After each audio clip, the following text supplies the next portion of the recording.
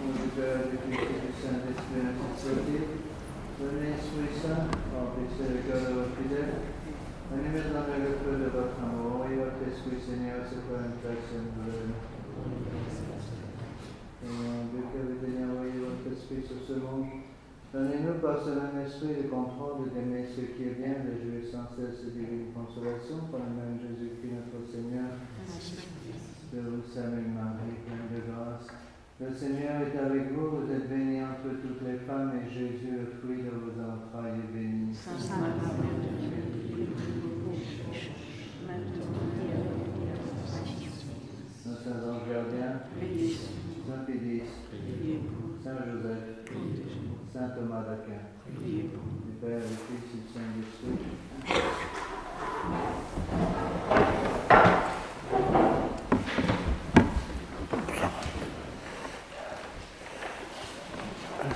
Je voudrais vous parler aujourd'hui des dons du Saint-Esprit, puisque nous sommes proches de la fête de la Pentecôte.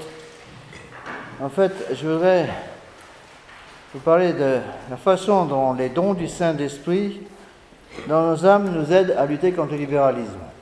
Le sujet. Je m'excuse tout de suite auprès de ceux qui ont suivi les cours, qui suivent les cours du vendredi, puisque j'ai déjà un peu parlé de ça. Quand j'ai traité le sacrement de la confirmation. Enfin, je ne sais pas si j'ai vraiment m'excuser, parce que je suis sûr que si je vous posais n'importe quelle question sur le cours sur la confirmation, qui est vieux depuis un an, il n'y en a pas un d'entre vous qui se rappellerait tout ce que j'ai dit. Alors, je pourrais presque recommencer. Mais les dons du Saint-Esprit ont une importance énorme. Et c'est quelque chose d'absolument inconnu. Je suis sûr, si je vous demandais, expliquez-moi la différence entre le don de science et le don d'intelligence. Je vous écoute. Est-ce qu'il est capable de m'expliquer la différence entre le don de science et le don d'intelligence? C'est un exemple. J'ai déjà expliqué ça. Hein. Si vous faisiez lever les doigts à tous ceux qui étaient au cours des catéchismes l'année dernière, je devrais répondre par cœur. Alors, je voudrais revenir un petit peu là-dessus. Ah oui, l'expliquer un peu mieux. Alors, comment ça se passe? On a trois vertus essentielles. La foi, l'espérance et la charité. D'accord? La foi, on croit. L'espérance, pour prier. Et la charité pour aimer. Exactement, la charité pour obéir. N'oubliez pas ça. La charité est la vertu fondamentale de la foi catholique, puisque c'est la clé du paradis.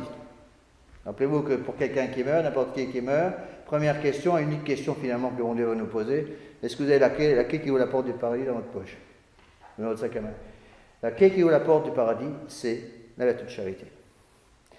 Tel point que quelqu'un qui perd la charité perd la clé, ne peut pas rentrer au paradis. Quand on n'a pas la charité en soi, on a l'absence de charité. L'absence de la charité, ça veut dire quoi? Ça veut dire péché mortel. Quelqu'un qui est en état de grâce, il est en état de charité.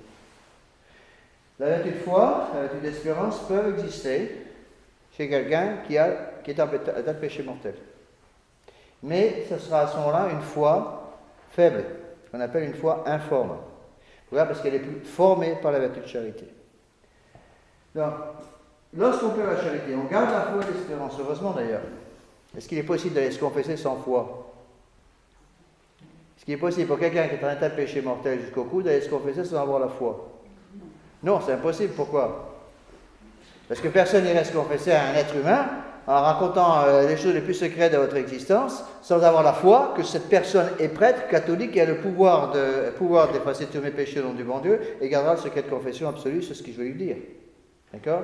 Donc, on peut avoir la foi et l'espérance dans la charité, mais on peut avoir, il y a la foi et l'espérance malheureusement dans la charité, mais si on perd la charité, on garde encore la foi et l'espérance, mais la charité est absolument nécessaire au salut. C'est-à-dire que la foi et l'espérance ne sont pas détruites par le péché mortel, mais la vertu de charité est détruite par le péché mortel. Alors, par rapport au don du Saint-Esprit, la foi, c'est pour connaître. L'espérance, c'est pour comprendre. Et la charité, c'est pour aimer. Si je vous demande la différence qui existe entre le don de science et le don d'intelligence, personne ne me répondra. Mais si je vous demande la différence qui existe entre connaître et comprendre, vous serez capable de répondre à ma question. La science est à la connaissance et que l'intelligence est à la compréhension. On peut connaître une chose. Vous pouvez connaître un théorème de mathématiques par cœur, sans en comprendre quoi que ce soit. On apprend quelque chose par cœur, ça veut pas dire qu'on connaît, ça veut dire qu'on connaît cette chose, vous la connaissez matériellement. Si je vous demande la table, je ne sais pas, un théorème de mathématiques défini, bon, vous l'avez appris par cœur, vous êtes capable de nous le ressortir par cœur, c'est la connaissance. C'est la première étape. Mais vous pouvez très bien connaître quelque chose sans rien comprendre à la chose que vous connaissez. Donc il faut une deuxième étape qui est la compréhension. D'accord ? Et une fois qu'on a la connaissance et la compréhension, on passe à la troisième étape qui est l'amour de Dieu. Et si on a l'amour de Dieu, on a la charité et à ce moment-là, on a l'obéissance. En quoi consiste cette obéissance ? Cette obéissance consiste à suivre les commandements de Dieu. D'accord ? Donc la charité est faite pour obéir et parce qu'on obéit, on aime. Donc il faut bien comprendre. On ne peut pas prétendre aimer Dieu sans obéir à sa loi. Celui qui prétend aimer le Seigneur et qui n'obéit pas à ses commandements est un menteur. L'évangile de Saint Jean, mais même chose dans l'épître de Saint Jean. Donc l'obéissance est nécessaire. C'est l'obéissance à la loi du bon Dieu qui est nécessaire pour l'amour de Dieu. C'est capital à comprendre pourquoi. Chez les modernistes, qu'est-ce qu'ils font ? Ils parlent immédiatement d'amour. L'amour du bon Dieu. L'amour de Dieu. Mais complètement déconnecté de l'obéissance. Ils vont vous dire, l'important c'est d'aimer le bon Dieu, vous inquiétez pas des commandements de Dieu, d'abord c'est beaucoup trop compliqué, c'est impossible à remplir une loi si difficile, l'important c'est d'aimer le bon Dieu. Mais c'est pas possible de prétendre aimer Dieu sans avoir d'abord l'obéissance dans son cœur, l'obéissance au commandement de Dieu. Ce n'est pas celui qui dit Seigneur, Seigneur qui sauvera son âme, mais celui qui écoute la parole de Dieu et qui la met en pratique. Donc, si vous voulez, les dons du Saint-Esprit sont divers parce que chaque don va s'arc-bouter sur une des vertus théologales. Et les vertus théologales qui se rappellent la différence essentielle qui existe entre les vertus théologales et les vertus morales. Répondez pas tous en même temps, j'ai expliqué ça au moins 50 fois. Hein? Non, c'est pas la différence essentielle. Pardon? Exact. Les vertus théologales augmentent sans cesse. Les vertus morales, non. Les vertus morales se placent comme un juste milieu entre deux excès. Donc une vertu morale, c'est comme quelque chose qui se tient entre deux excès. On peut tomber d'un côté, on peut tomber de l'autre. D'accord? Ce n'est pas le cas pour la foi, l'espérance et la charité. La foi, l'espérance et la charité étant des vertus théologales ont Dieu pour objet, théos ça veut dire Dieu en grec, ayant Dieu pour objet, les trois vertus d'espérance et de charité ayant donc quelqu'un d'infini pour objet, peuvent progresser à l'infini. On n'a jamais trop de foi, trop d'espérance, trop de charité.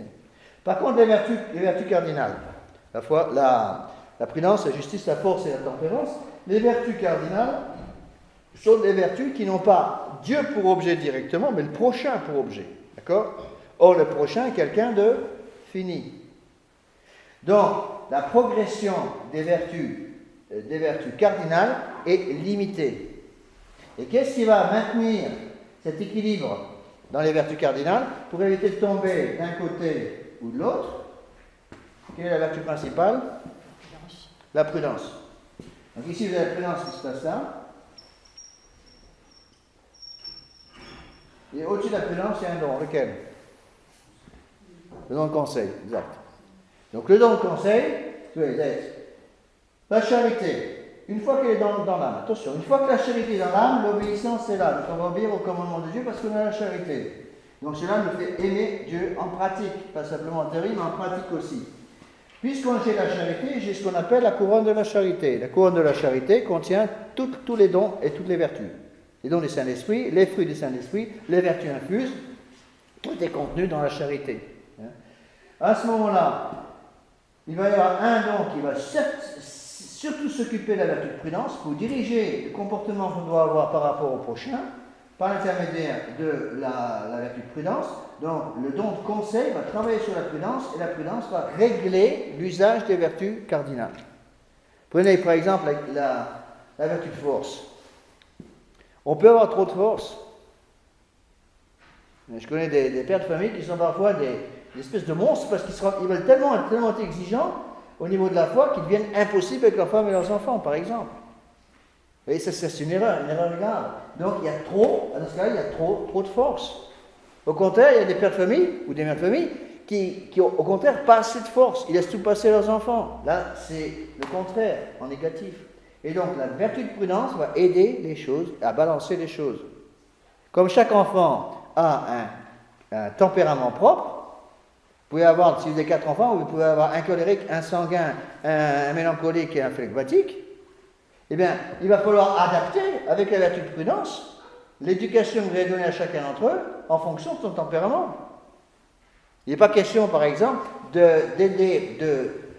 d'éduquer un sanguin, un garçon sanguin, comme un garçon mélancolique ou un garçon flegmatique. C'est deux tempéraments complètement différents. N'écoutez surtout pas les modernes qui vont vous dire égalité, égalité, égalité. Mais l'égalité, ça ne veut rien dire. On est tous différents.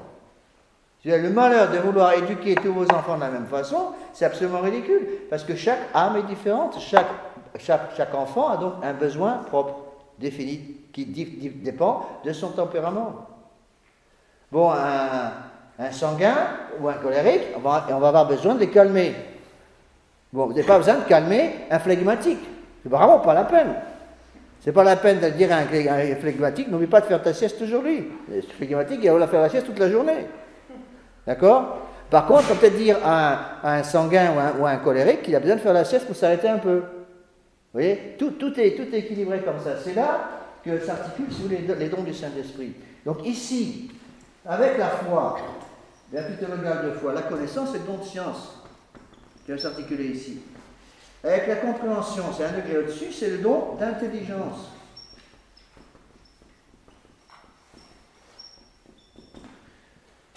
Avec la charité, quel est le don le plus élevé? C'est la sagesse. Ici, c'est la sagesse. Bon, ça c'est pour expliquer. En fait, dans la pratique, les 7 dons du Saint-Esprit sont liés entre eux, comme les doigts d'une même main. Si vous en avez un, vous avez les 6 autres. Il n'est pas possible d'avoir simplement un don du Saint-Esprit et de manquer certains dons. On les a tous ou on ne les a pas. Pourquoi? Parce que tout dépend du degré de charité. Si j'ai la charité, j'ai les dons du Saint-Esprit. Si je n'ai pas la charité, j'ai aucun don du Saint-Esprit. On peut garder certaines sciences humaines, certaines intelligences humaines, certaines sagesses humaines. Mais vous ne gardez plus la sagesse théologale. La sagesse, je veux dire, fruit, don du Saint-Esprit, don de la vertu de charité qui couronne la charité. C'est pour ça qu'on appelle les dons du Saint-Esprit la couronne de la charité. Alors, il y a beaucoup de choses à dire. Le problème dans ces conférences, c'est pas ce que je vais dire, mais le problème, c'est comment tout dire en 2 heures. C'est ça, c'est pas évident. Ces dons du Saint-Esprit vont être utilisés essentiellement par ceux qui veulent dépasser la simple obéissance. Le minimum des minimums des minimums pour aller au ciel, c'est quoi? C'est l'état de grâce. Bon, l'état de grâce, c'est la vertu de charité en nous. Pas de péché mortel en nous. C'est le minimum. Mais il est évident qu'au ciel, la récompense que nous allons avoir au ciel va dépendre du degré de charité que nous avons. Imaginez que vous ou moi, on meurt en état de grâce, on va aller au ciel, j'espère. On est même sûr d'aller au ciel, après un temps en purgatoire, on va au ciel, puisqu'on est en état de grâce, si on meurt en état de grâce. Mais imaginez que la Bélaphite arrive au ciel, en état de grâce, je ne vais pas pouvoir prétendre m'asseoir juste à côté de la Très Sainte Vierge Marie, hein, c'est évident. Pourquoi? Parce que le degré de charité de la Très Sainte Vierge Marie, à côté du degré de charité de la Bélaphite, ce n'est pas exactement le même. Donc tout va dépendre du degré de charité que nous avons. Vous comprenez? Et donc, les degrés, si vous voulez, l'intensité des dons du Saint-Esprit va dépendre de l'intensité de la charité que nous avons. Donc, quand quelqu'un a une charité très forte, les saints par exemple, eh bien, ils auront des dons du Saint-Esprit très forts.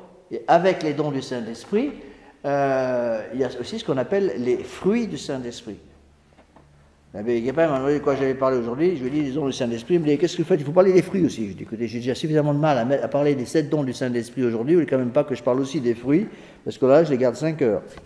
Bon, c'est pas possible, on ne peut pas tout faire.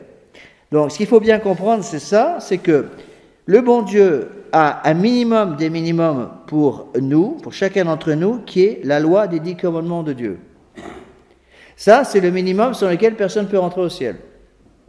Mais le bon Dieu demande plus. Rappelez-vous la parabole de l'Évangile du jeune homme riche. Un jeune homme riche qui arrive vers notre Seigneur Jésus-Christ et qui lui dit « Maître, que dois-je faire pour avoir la vie éternelle ?» Et l'Évangile met une remarque très importante. Notre Seigneur Jésus le regarda et l'aima.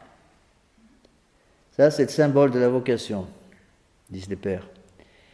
Et notre Seigneur le regarda et lui dit « Si tu veux être parfait, d'abord il lui dit « Pour se sauver, tu dois suivre les commandements de Dieu. » Et le jeune homme lui dit, mais je les suis déjà. Donc cette personne remplissait déjà le minimum. À savoir, les 10 commandements de Dieu étaient donc en état de grâce. Et notre Seigneur de lui rajouter, si tu veux être parfait, va, méprise-toi toi-même, vends tout ce que tu as, viens et suis-moi. Et l'Évangile rajoute une petite note bien triste. La personne, le jeune homme s'en alla tout triste parce qu'il avait de grands biens. Et donc, il a coincé au niveau de l'esprit de pauvreté. Donc, le bon Dieu, si vous voulez, nous demande un minimum, qui sont les 10 commandements de Dieu, mais il demande à tous ceux qui veulent vraiment augmenter la vertu de charité en eux, il va demander ce qu'on appelle les conseils évangéliques. Il y en a 3. Pauvreté, chasteté, obéissance. Et donc, les dons du Saint-Esprit vont surtout travailler avec ça. Et ça, c'est quelque chose de très important à comprendre parce que j'ai remarqué, j'ai eu plusieurs fois, surtout quand j'étais à Lille. À Lille, j'avais un certain nombre de jeunes, un groupe de jeunes, sur lesquels j'avais aucune influence.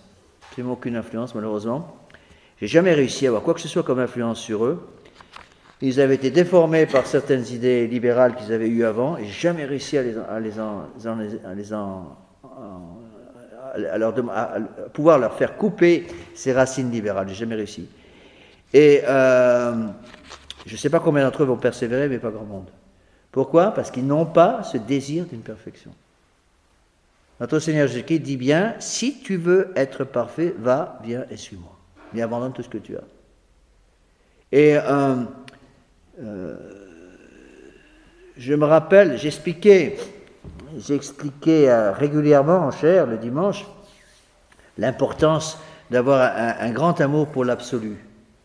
Et à chaque fois que je parlais de l'absolu pour les enfants, comme quoi il fallait absolument pousser nos enfants à un absolu pour qu'ils puissent rester en état de grâce dans le monde moderne, être comme des flambeaux dans le monde moderne, à chaque fois que je parlais là-dessus, les mamans de ces personnes que j'arrivais pas à changer avaient le nez dans la micelle et faisaient net. Et quand j'allais voir ces personnes, j'essayais de leur expliquer, rien à faire.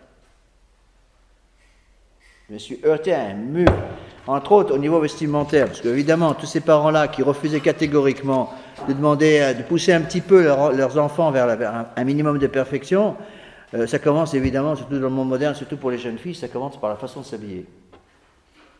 Et dès que je parlais de ça, tout de suite, les parents refusaient catégoriquement, ces parents-là au moins refusaient catégoriquement, la moindre coopération, c'était impossible. Et quand j'allais voir certains parents, parce que j'apprenais par les cours de catéchisme et par d'autres biais, j'apprenais par exemple que monsieur et madame allaient partir avec tous leurs enfants sur la Côte d'Azur pendant le mois d'août et allaient passer un mois sur les plages de la Côte d'Azur, au mois d'août. J'allais voir les parents. Je dis, mais dis donc, c'est vrai cette histoire-là? Vous prétendez aller passer avec vos enfants qui ont entre 15 et 25 ans, aller passer tout le mois d'août sur les plages de la Côte d'Azur? Mais d'après vous, vos enfants, ils vont rester combien de secondes en état de grâce sur les plages de la Côte d'Azur au mois d'août? Si vous allez au mois de janvier, il n'y a pas de problème. Là, vous avez la permission. Mais au mois d'août, oui, il y a un problème. Et les parents me disaient, monsieur l'abbé, il n'est pas question qu'on empêche nos enfants de prendre les vacances qu'ils veulent prendre. Et on n'a rien pu faire. Jamais réussi. Bon, le problème, après, j'ai découvert qu'ils étaient en fait poussés aussi par certains prêtres qui disaient derrière mon dos, c'est un prêtre dont j'étais le supérieur, qui disait derrière mon dos le contraire de ce que je prêchais. C'est-à-dire que je mettais des papiers comme ça, par exemple, sur les tables de presse, alors que j'étais responsable, hein, j'étais prieur à Lille, et derrière moi, c'est un prêtre de la fraternité, alors que je leur donnais les papiers pour qu'ils les mettent sur les tables de presse des chapelles dont ils avaient la charge, sous moi. Derrière mon dos, c'est un autre papier, un contre-papier qui disait à peu près le contraire de ce que je disais. C'est comme ça. Heureusement qu'avec Épin, c'est pas comme ça. Deo gracias. Et c'est pour vous expliquer à quel point c'est important de comprendre ces choses-là. Donc, le catholique, c'est pas simplement celui qui fait un petit minimum. Sinon, où arrivons-nous? C'est un peu le problème numéro 1. On arrive, si vous voulez, à des gens qui ont la foi, qui ont l'espérance, mais qui sont toujours en train d'essayer de, si vous voulez, de frôler la ligne du péché mortel aussi proche que possible. La ligne du péché mortel est là. Alors, ils ne veulent pas commettre un péché mortel, mais ils vont foncer le bon Dieu et s'arrêter juste en dessous. Hop, juste là. Paf.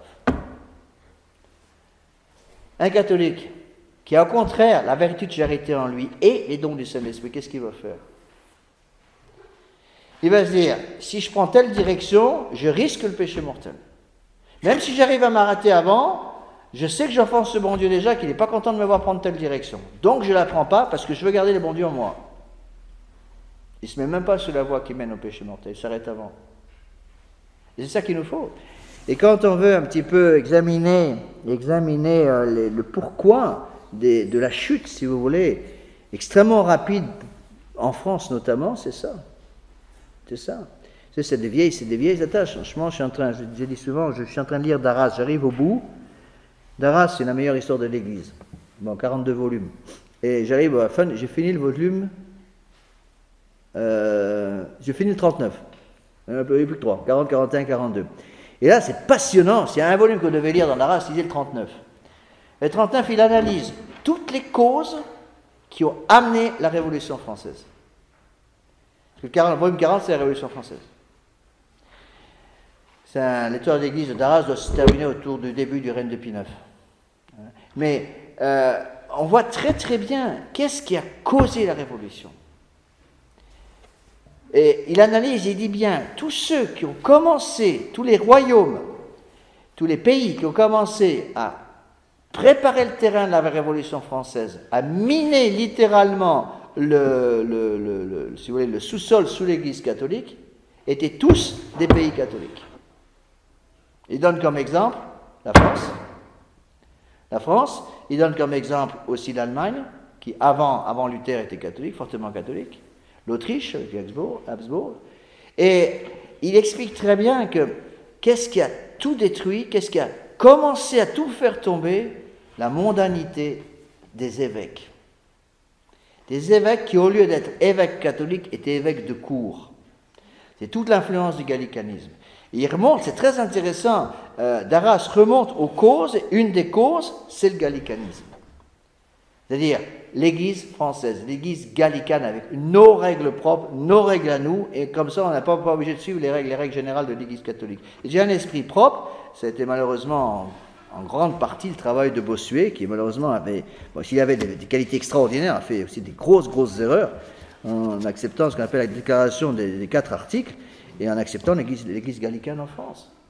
Vous voyez, d'où l'importance de l'éducation que vous devez donner à vos enfants. Si vous voulez que vos enfants aillent au ciel, il ne s'agit pas de leur dire, tu peux aller aussi loin que tu peux, à condition que tu arrêtes juste avant le péché mortel. Ce n'est pas ça l'éducation catholique. L'éducation catholique, c'est quoi? L'éducation catholique, ça consiste à dire aux enfants, à donner aux enfants l'amour du bon Dieu et la haine du péché. L'amour du bon Dieu et la haine du péché. Et si on n'a pas cet amour du bon Dieu et cette haine du péché, eh bien, on n'a rien du tout. N'oubliez pas il ne peut pas y avoir d'amour du bon Dieu sans avoir en même temps la haine du péché. Pourquoi? Parce qu'il n'est pas possible pour quelqu'un de prétendre aimer le bon Dieu s'il a encore de l'amour vraiment pour le péché véniel. Vous comprenez? Ça, c'est capital, absolument capital à comprendre. Quand un fidèle a compris ça, il y a beaucoup de choses qui changent. Et c'est très important au niveau des familles. Parce que si vous n'arrivez pas à faire passer ça chez vos enfants, à savoir premier prochain pour les parents, c'est les enfants. Hein. C'est à vous de faire passer ça aux enfants, avec l'aide des prêtres. Eh bien, il manquera quelque chose. Il manquera quelque chose, et puis au moment des grosses difficultés, tout va s'écrouler. Alors, j'ai mis en bas là, de la page 1, première colonne de la page 1 du texte que vous avez, donc j'ai mis une définition de saint Thomas d'Aquin. D'après saint Thomas d'Aquin, les dons du Saint-Esprit augmentent la puissance obédientielle à la grâce divine. C'est un mot compliqué que je vais expliquer. C'est-à-dire qu'ils vont disposer l'homme à être plus offert aux suggestions et inspirations divines, à être plus facilement et plus parfaitement obéissant à Dieu. Si vous voulez, qu'est-ce que vont faire les dons du Saint-Esprit? Imaginez quelqu'un qui prétend aimer bien le bon Dieu, un homme un peu moderne qui prétend aimer bien le bon Dieu. Voilà, mon Dieu, je suis en état de grâce. Alors voilà, je viens ouvrir la porte tous les matins pour pouvoir parler un petit peu avec vous. C'est normal, vous êtes le grand patron. Mais j'ouvre la porte comme ça, parce qu'il ne faut quand même pas exagérer. Alors, tous les matins, un quart d'heure pendant ma prière du matin, ça va, j'ouvre la porte. Mais pas plus. Eh bien, saint Thomas dit que les dons du Saint-Esprit vont nous aider à être obéissants à l'inspiration divine. Le bon Dieu il va en quelque sorte nous aider avec les dons du Saint-Esprit à ouvrir la porte comme ça. De telle façon que le bon Dieu puisse vraiment faire ce qu'il veut chez nous. Sinon, qu'est-ce qui se passe? Mais qu'est-ce que vous voulez qu'est-ce que vous voulez que le bon Dieu donne à des âmes qui font toujours le minimum des minimums pour le bon Dieu? Il ne peut rien faire. C'est ça qui a tué les hommes d'Église. Quand on cherche, quand on gratte un peu pour trouver les causes de la Révolution, c'est ça. Les causes de la Révolution, Darras se dit très bien, les causes de la Révolution française, c'est d'abord et avant tout la noblesse qui n'a pas fait son travail. La noblesse en général qui n'a pas fait son travail, et qu'est-ce qui s'est passé? Au lieu de remplir leurs devoirs, ils se sont battus pour leurs droits, et ils ont oublié complètement leurs devoirs.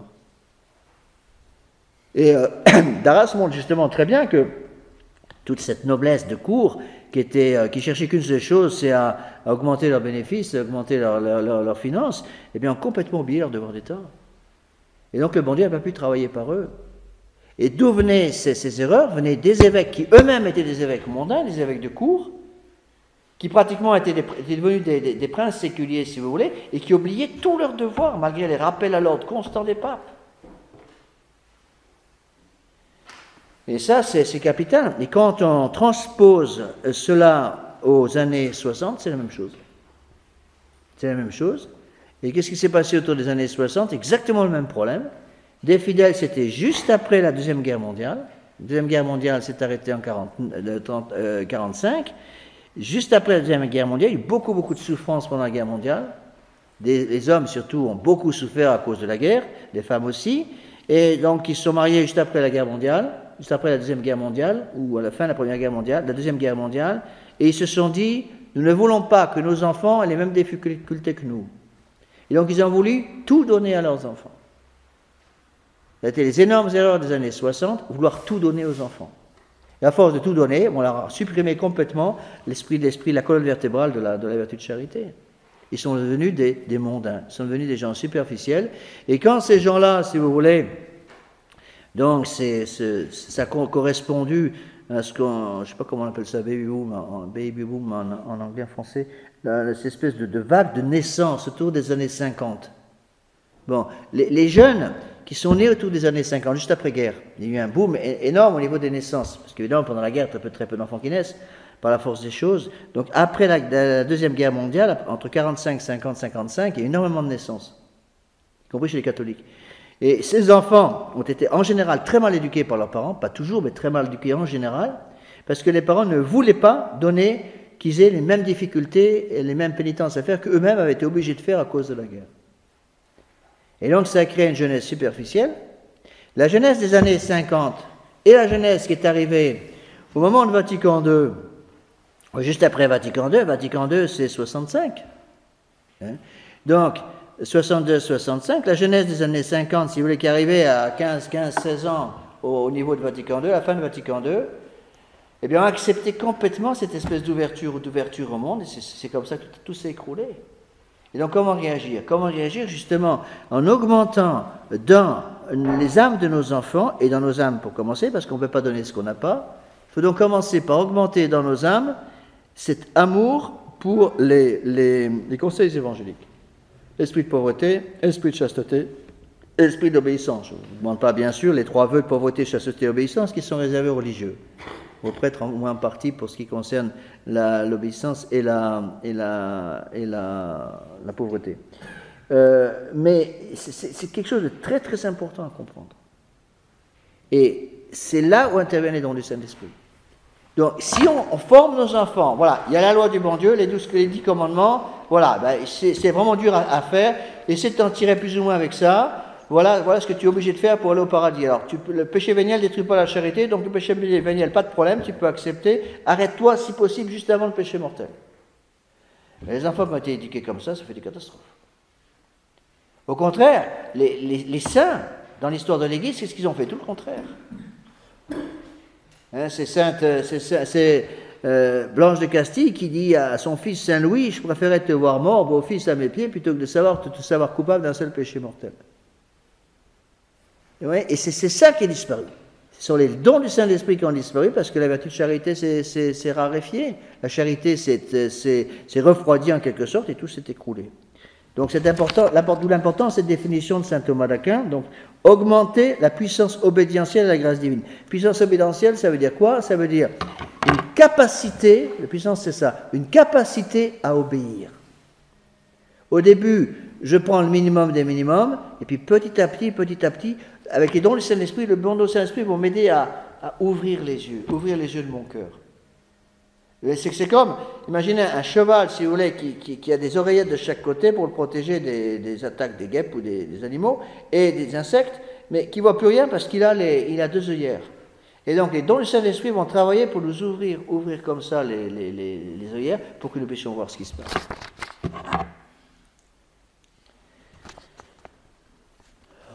Donc, les dons du Saint-Esprit, dans la prière au Saint-Esprit, on dit qu'on demande au bon Dieu de savoir goûter ce qui est bon. Le terme latin est beaucoup plus fort, sapere. Sapere, c'est ressentir comme quelque chose qu'on sent sur la langue. C'est goûter la joie et la paix que Dieu seul peut donner. C'est la raison pour laquelle, dans les fruits du Saint-Esprit, les 2 plus importants, certainement, sont, au moins pour le monde moderne, c'est certainement la paix et la joie. La paix et la joie sont les conséquences directes des dons du Saint-Esprit. Si on a les dons du Saint-Esprit, on a les fruits du Saint-Esprit, les 12 fruits du Saint-Esprit. Donc, les dons du Saint-Esprit vont nous donner, si vous voulez, l'amour, le désir de se battre pour Dieu, le désir d'augmenter en nous cette vertu de charité. Autant le monde moderne dit aux jeunes et aux moins jeunes, faites le minimum. Voilà la barre du péché mortel, arrêtez-vous juste en dessous. Autant dans la foi catholique, quand on éduque correctement des enfants pour la foi catholique, on dit aux enfants, d'aucun montez plus haut, montez bien plus haut, visez les vertus évangéliques, c'est-à-dire les conseils évangéliques, la pauvreté, la chasteté et l'obéissance. Vous savez déjà pourquoi, je vous ai expliqué plusieurs fois, pourquoi il y a ces trois vertus évangéliques, conseils évangéliques, parce qu'il y a 3 concupiscences. Le démon travaille toujours par 3 chemins. Pour pénétrer dans notre maison, pour pénétrer à l'intérieur du château de notre âme, il y a toujours 3 moyens. Il utilise un des 3, 2 de ces 3 ou les 3 à la fois. C'est ou la concupiscence des yeux, ou la concupiscence de la chair, ou l'orgueil. C'est comme ça. Pour moi qu'il dit, c'est Saint Jean. Tout ce qui est dans le monde, c'est la concupiscence des yeux, concupiscence de la chair et l'orgueil de la vie. Donc, concupiscence des yeux, c'est le désir de tout posséder. Contre ça, esprit de pauvreté. Concupiscence de la chair, tous les péchés d'impureté. Contre ça, la chasteté. Et contre l'orgueil, l'obéissance. L'obéissance qui se retrouve avec le don de sagesse. Donc, le don le plus important parmi les dons du Saint-Esprit, le don de sagesse, va nous aider, si vous voulez, à nous soumettre à la volonté du bon Dieu. Il veut nous soumettre à la volonté du bon Dieu par pure obligation, on va se soumettre à la volonté du bon Dieu par amour. Donc les gens, si vous voulez, qui visent tout le temps le minimum des minimums en matière de charité, juste s'arrêter avant le péché mortel, ils n'auront jamais la joie. Ils vont avoir le cœur sec. Ils n'auront pas de paix, pas de joie en eux, parce qu'ils s'arrêtent au minimum. Et c'est comme un oiseau qui ne demande qu'à s'élever, et on coupe tout, parce qu'il a un fil à la patte, on empêche de voler. Donc il faut couper le fil pour que l'oiseau puisse s'élever vers les airs.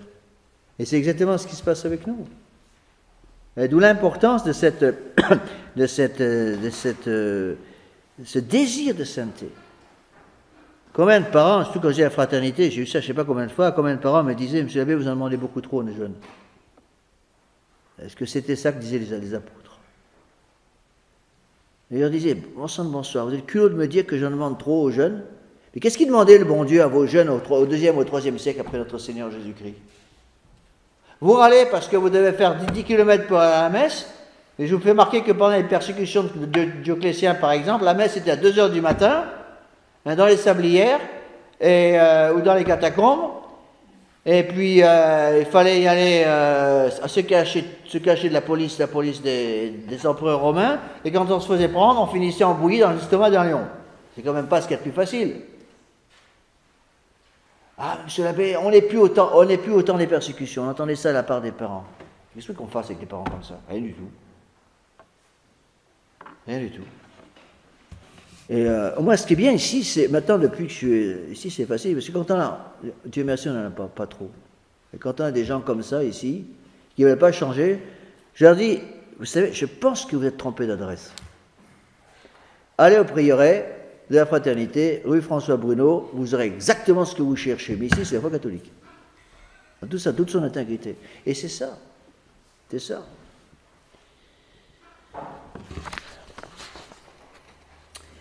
Alors, on avance un petit peu quand même.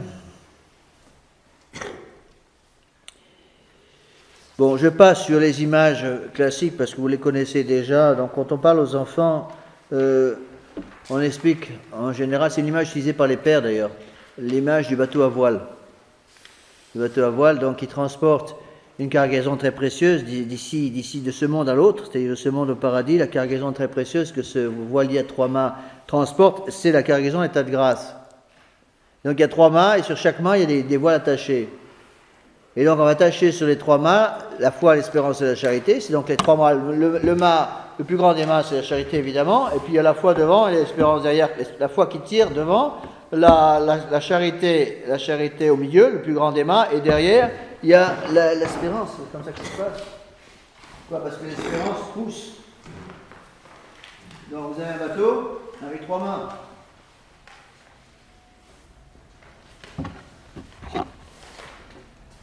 Et si vous avez un bateau, bon, il y a 3 mâts, il y en a un plus grand, un à l'avant et un là. Donc ici c'est la charité, à l'avant, il avance comme ça, et ici vous avez la foi, et derrière vous avez l'espérance. Donc le problème c'est d'attacher les voiles. Eh bien, il faut que vous compreniez que le bon Dieu va souffler sur ces voiles en fonction des besoins. Donc il ne va pas utiliser tout le temps tous les dons du Saint-Esprit en même temps, il va souffler sur ceux dont vous avez le plus besoin, ceux dont j'ai le plus besoin. Par exemple, au moment des tentations, sur quel don il va souffler? Surtout sur le don de force. Bon, au moment s'il y a un découragement, par exemple, où il va, par exemple, beaucoup travailler sur le don de sagesse. Et donc, on retrouve là tous les dons du Saint-Esprit. Et donc, on peut discuter à l'infini pour savoir sur quel mât se placent les 7 voiles du bateau. Donc, certainement, on peut dire que la sagesse est là, ça c'est sûr et certain, avec la vertu de force, ici c'est pas la force, c'est la foi.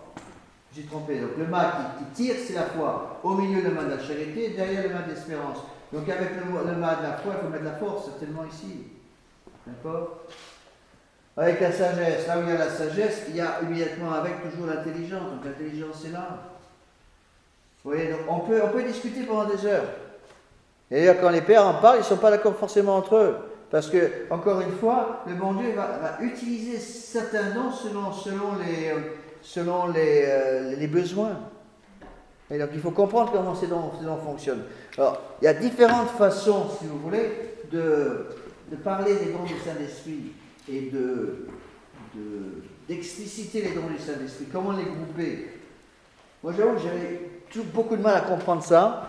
Au séminaire, les textes de Saint-Thomas, il y en a pas mal sur le sujet, c'est assez compliqué. Un jour, je suis tombé sur un article qui avait été écrit par Mlle Luce Connaître sur les dons du Saint-Esprit. Et depuis ce jour-là, j'ai compris les dons du Saint-Esprit, au moins en partie. Et elle a des groupes comme ça. Elle met d'abord la sagesse, groupée avec l'intelligence. Ensuite, elle met la force, groupée avec le conseil. Puis elle met la piété, groupée avec la science. Et à la fin, seule la crainte de Dieu.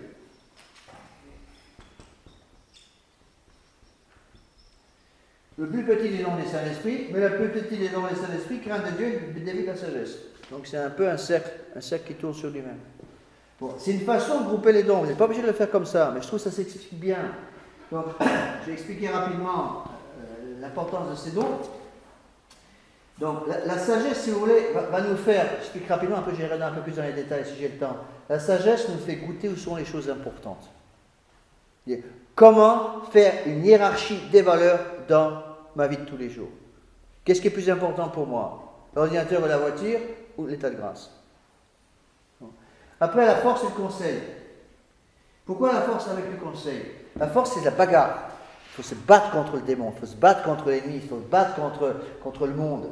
Mais avant de se battre, on s'assoit pour vérifier qu'on se bat correctement et qu'on prend la bonne direction dans la bataille. Rappelez-vous la parole de l'Évangile qui dit qu'avant de construire une tour, qu'est-ce qu'on fait? On s'assoit, on vérifie qu'on a bien les matériaux dont on a besoin. Avant de porter au combat contre l'ennemi, on vérifie d'abord pour voir combien on a de fantassins, de cavaliers, etc. Donc la force doit être éliminée par le don de conseil. Et derrière le don de conseil, je vais expliquer avec toute prudence. La piété, la science. Piété, c'est la prière. On ne prie pas n'importe comment. Il faut prier avec l'esprit de l'Église. La science va donner l'esprit de l'Église. Donc la piété gouvernée par la science, pour que la piété devienne une piété d'Église. On prie comme Dieu veut que nous prions, pas comme on veut. Enfin, la crainte de Dieu. Un petit peu le plan. Alors, on peut suivre ce plan-là, on peut en suivre un autre. Mais ce que je voudrais que vous compreniez bien, c'est que toutes ces choses-là travaillent ensemble. Le point le plus important, me semble-t-il, dans cette étude des dons du Saint-Esprit, c'est de comprendre que les dons du Saint-Esprit sont tous dépendants de la vertu de charité. Ce qu'on appelle la couronne de la charité. Donc, qui dit don du Saint-Esprit dit obéissance. Obéissance à Dieu et à ses supérieurs. Les supérieurs qui sont au-dessus de nous, entre nous et Dieu. Donc, qui dit charité dit obéissance, j'ai déjà expliqué. Foi pour croire, espérance pour prier, charité pour obéir. Donc, l'obéissance est donc une vertu fondamentale. Notre Seigneur Jésus-Christ, en son humanité, était obéissant et obéissant jusqu'à la mort, à son Père. D'accord? Bon. C'est très important pour nous, ça. Pourquoi? Pourquoi cette obéissance est capitale? Parce qu'on ne peut rien comprendre au travail du démon dans une âme sans comprendre d'abord que le démon qui travaille dans une âme par une, deux ou trois des concupiscences, ou la chair, ou les yeux, ou l'orgueil, a comme but premier d'abord de mettre l'esprit d'indépendance dans les âmes. Donc, qui dit obéissance, reprenons un petit peu pour ceux que vous comprenez. Qui dit charité, dit obéissance. La vertu de charité, ça ne consiste pas à faire passer les petites vieilles grand-mères sur un passage clouté pour que ça ne se fasse pas écraser. Ça n'a rien à voir avec la charité. La vertu de charité, c'est l'obéissance à la loi du bon Dieu. C'est ça la vertu de charité. Vous pouvez faire passer 10 000 petites grand-mères, vieilles petites grand-mères, tous les jours dans la ville de Nantes pour qu'elles ne se fassent pas écraser dans la ville de Nantes. Ce n'est pas ça qui va faire aller au ciel. D'accord? Là, on parle de la charité surnaturelle, la vertu théologale de charité. C'est donc l'obéissance à la loi du bon Dieu. D'accord? Donc, qui dit obéissance dit dépendance.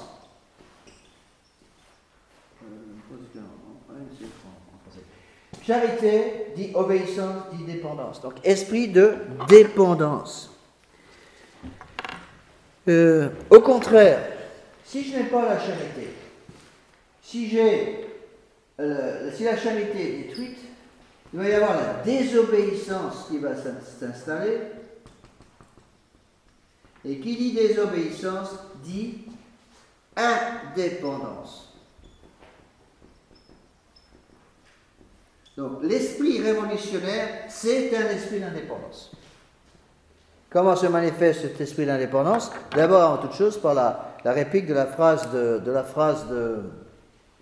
du démon, je ne servirai pas. C'est ça l'esprit d'indépendance. Oui, toute l'importance de l'esprit d'obéissance pour les enfants.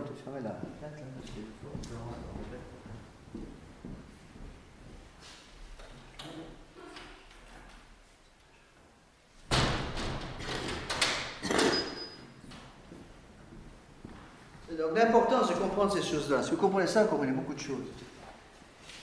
Le révolutionnaire est quelqu'un qui est indépendant substantiellement dans sa nature même.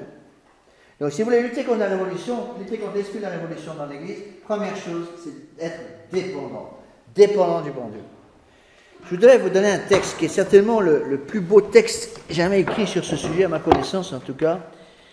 Ce texte, je ne connaissais pas dans notre séminaire, bien sûr, et c'est Monseigneur Lefebvre qui nous l'a lu. Une conférence spirituelle, un livre qui était devenu absolument introuvable. Donc Monseigneur Lefebvre a exigé à ce que nous éditions ce livre. Ce livre, vous le trouvez actuellement, Libéralisme et catholicisme de l'abbé Roussel. Donc, Libéralisme et catholicisme. Vous l'avez là? Ça, c'est un livre excellent. Certainement un des livres clés pour comprendre ce qu'est le libéralisme. C'est une somme de rapports présentés à la Semaine catholique en février 1926. Donc. Et il y a un passage sur justement la définition du libéralisme. Je voudrais vous le lire parce que c'est une pièce de... c'est un monument, ces 2 pages. Sont extraordinaires. Et Monseigneur Lefebvre a souvent fait des conférences à partir de ça, pour nous expliquer comment le libéralisme régnait dans les âmes. Donc, je voudrais vous lire ce passage-là. C'est un livre qui se lit très facilement. Hein. Il y a quoi? Il n'y a même pas 200 pages de texte. Il doit y avoir 169, 170 pages. Il y a une bibliographie très importante. Et c'est un livre qui était absolument inconnu. En tout cas, personne ne le connaissait de mon époque au séminaire. On le connaissait très peu parce qu'il était introuvable, tout simplement. Et puis, c'est Monseigneur Lefebvre qui nous en a parlé, qui avait demandé à ce que ça soit réédité. Donc, je voudrais vous donner une page de ce livre qui vous fera comprendre. Donc, c'est par le chanoine Roussel, Augustin Roussel, l'abbé Roussel, pardon. Définition du libéralisme. Voilà ce qu'il dit. Le libéral est un fanatique d'indépendance. Il la prône jusqu'à l'absurdité en tout domaine. Donc, fanatique d'indépendance. Qui dit indépendance dit désobéissance. Il n'y a pas d'indépendance sans désobéissance. Donc vous supprimez la désobéissance, vous supprimez l'indépendance. Vous mettez la vertu d'obéissance dans une âme, vous mettez la vertu de dépendance. Dépendance, ça veut dire quoi? L'obéissance. C'est ça la charité. Donc vous avez la charité dans une âme, vous avez la dépendance. Vous avez la charité qui dégringole dans une âme ou qui disparaît dans une âme par le péché mortel, qui n'est pas immédiatement détruit par la sacrament de pénitence. La désobéissance s'y met, d'où l'indépendance. Ceci vous aide à comprendre l'importance fondamentale de la vertu d'obéissance chez les enfants. On ne commence pas à devenir obéissant à 30 ans. Hein. On devient obéissant à 4 ou 5 ans. Et donc c'est quand les enfants sont tout petits qu'il faut expliquer ces choses-là. C'est Saint Augustin qui avait une phrase un peu vulgaire, mais elle dit bien ce qu'elle veut dire. Il disait, les enfants, c'est comme les bateaux, ça marche par le derrière. Mais ça veut bien dire ce qu'elle veut dire. Donc je reprends mon texte là. Donc Abbé Roussel, page 14, sur les distinguations que j'ai là. Le libéral est un fanatique d'indépendance. Il la prône jusqu'à l'absurdité en tout domaine. Premièrement, indépendance du vrai et du bien à l'égard de l'être. C'est la philosophie relativiste de la mobilité du devenir. C'est peut-être de l'hébreu pour vous, mais c'est fondamental.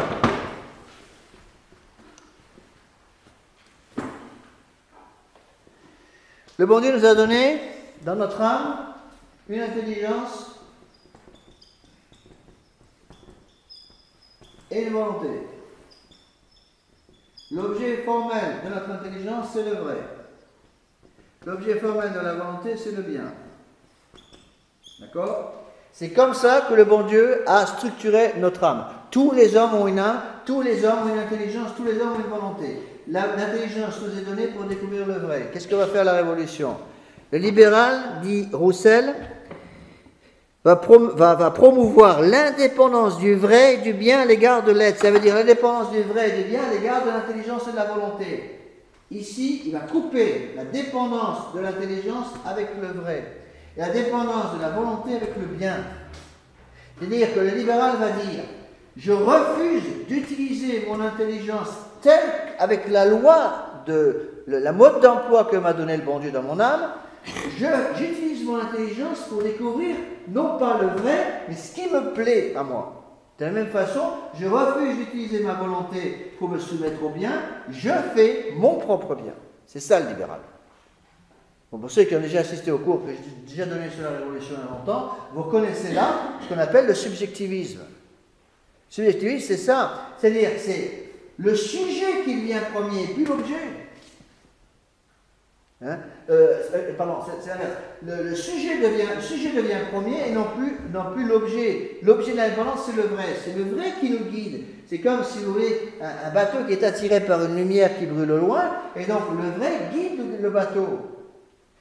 Donc, toutes les intelligences vont être dirigées vers le vrai. Toutes les volontés vont être dirigées vers le bien. Dans la foi catholique, c'est comme ça que ça se passe. Au contraire, quand le démon est passé par avant nous, qu'est-ce qui va se passer? Le démon va couper cette dépendance, il va couper en quelque sorte le câble qui reliait le bateau au remorqueur. Hein? Le remorqueur, c'est le vrai, qui dirige vers Dieu, et donc l'intelligence devient indépendante. Fait n'importe quoi. Et donc, à ce moment-là, c'est le sujet qui va devenir premier, c'est ce qu'on appelle le subjectivisme. Le père du subjectivisme, c'est Emmanuel Kant. C'est lui qui a commencé la Révolution française. C'est toute l'influence d'Emmanuel Kant qui s'est exercée dans Voltaire, qui s'est exercée dans Diderot, dans D'Alembert, dans Rousseau, dans tous ceux qui ont fait l'encyclopédie pour préparer la Révolution française et préparer les esprits à toutes ces bêtises. Donc, je reprends cette phrase qui est la plus importante. Donc le libéral est un fanatique de l'indépendance, il la prône jusqu'à l'absurdité en tout domaine. Premièrement, l'indépendance du vrai à l'égard du bien, à l'égard de l'être. C'est la philosophie relativiste de la mobilité du devenir. Du devenir, ça veut dire quoi? C'est l'idéalisme. Une chose n'est pas toujours vraie. Une chose était vraie au XIXe siècle, n'est plus vraie aujourd'hui. 2 et 2 plus 3, ça fait 5, mais aujourd'hui les choses changent. Donc une chose était 2 fois il y a encore un siècle ou 2, mais aujourd'hui les choses ayant changé, on ne peut plus prêcher la même chose. Deuxièmement, indépendance, ça revient un peu aux mêmes choses, indépendance de l'intelligence à l'égard de son objet. Souveraine, la raison n'a pas à se soumettre à son objet, elle le crée. D'où l'évolution radicale de la vérité, c'est le subjectivisme relativiste. Je viens d'expliquer ça. Donc, indépendance de l'intelligence par rapport à son objet, qui est le vrai. Troisièmement, indépendance de la volonté à l'égard de l'intelligence. Pas simplement indépendance de la volonté par rapport à son objet formel, le bien, mais même indépendance entre les deux, là. La volonté va devenir indépendante de l'intelligence. La volonté va, au lieu de guider l'intelligence, travailler avec l'intelligence travaille dans un sens et la volonté dans un sens différent. Donc, indépendance, dit le chanoine l'abbé Roussel, indépendance de la volonté à l'égard de l'intelligence, une force arbitraire et aveugle, la volonté n'a point à se soucier des jugements et estimations de la raison, elle crée le bien comme la raison fait le vrai. Donc, à chacun sa vérité. Et c'est ce qu'on nous sort tout le temps aujourd'hui. Chacun fait ce qu'il veut, chacun fait sa vérité, et les gens vont dire, bon, vous voulez adorer le bon Dieu, très bien, ça ne vous gêne pas, faites ce que vous voulez. Alors vous adorez le bon Dieu, moi j'adore Krishna, le troisième larron il va adorer le Bouddha, et le quatrième larron va adorer Mahomet, et le cinquième larron va adorer les arbres, ou les petits oiseaux, ou l'ordinateur. Vous voyez? Ça c'est un texte qui a été écrit en 1926, hein? Indépendance de la conscience à l'égard de la règle objective, de la loi. Elle s'érige elle-même en règle suprême de moralité. La conscience ne doit pas me diriger vers ce qui est bien, je fais ma propre conscience. Indépendance des puissances anarchiques du sentiment à l'égard de la raison. C'est un des caractères du romantisme, ennemi de la présidence de la raison. C'est le palpitant qui parle d'abord, le cœur qui parle d'abord. Et donc, je vais réagir en fonction de mes sentiments. Ensuite, dit l'abbé Roussel, indépendance du corps à l'égard de l'âme, de l'animalité vis-à-vis de la raison, c'est le renversement radical des valeurs humaines. Indépendance du présent à l'égard du passé, très important aujourd'hui, c'est ce qu'ils font partout. Indépendance du présent par rapport au passé, rappelez-vous la phrase révolutionnaire, du passé faisons table rase. D'où le mépris de la tradition, l'amour mordide du nouveau sous prétexte de progrès, ça c'est le monde moderne. Ensuite, indépendance de la raison et de la science à l'égard de la foi, c'est rationalisme. Pour qui la raison, juge souverain et mesure du vrai, se suffit à elle-même et repousse toute domination étrangère. Indépendance de l'individu à l'égard de toute société, chacun pour soi. De l'enfant vis-à-vis de ses parents, donc indépendance de l'enfant par rapport aux parents, de la femme par rapport à son mari, du citoyen par rapport à l'État, du fidèle vis-à-vis de l'Église. C'est l'individualisme anarchique pour qui l'homme naturellement bon ou en progrès fatal doit pouvoir évoluer à sa guise en toute liberté et vivre intensément sa vie. Toute atteinte à cette liberté sacrée est tyrannie, despotisme, crise de lèse-humanité. Il suffit d'écouter la radio 5 minutes, c'est ce qu'on a partout maintenant. En revenant de Laval, je suis allé voir deux malades à Laval, j'ai écouté les informations. Je suis tombé sur les informations ridicules à propos d'un mariage, du premier mariage entre sodomites dans le sud de la France par un maire socialiste. Il y avait toute la couverture possible et imaginable. On ne parlait plus que de ça.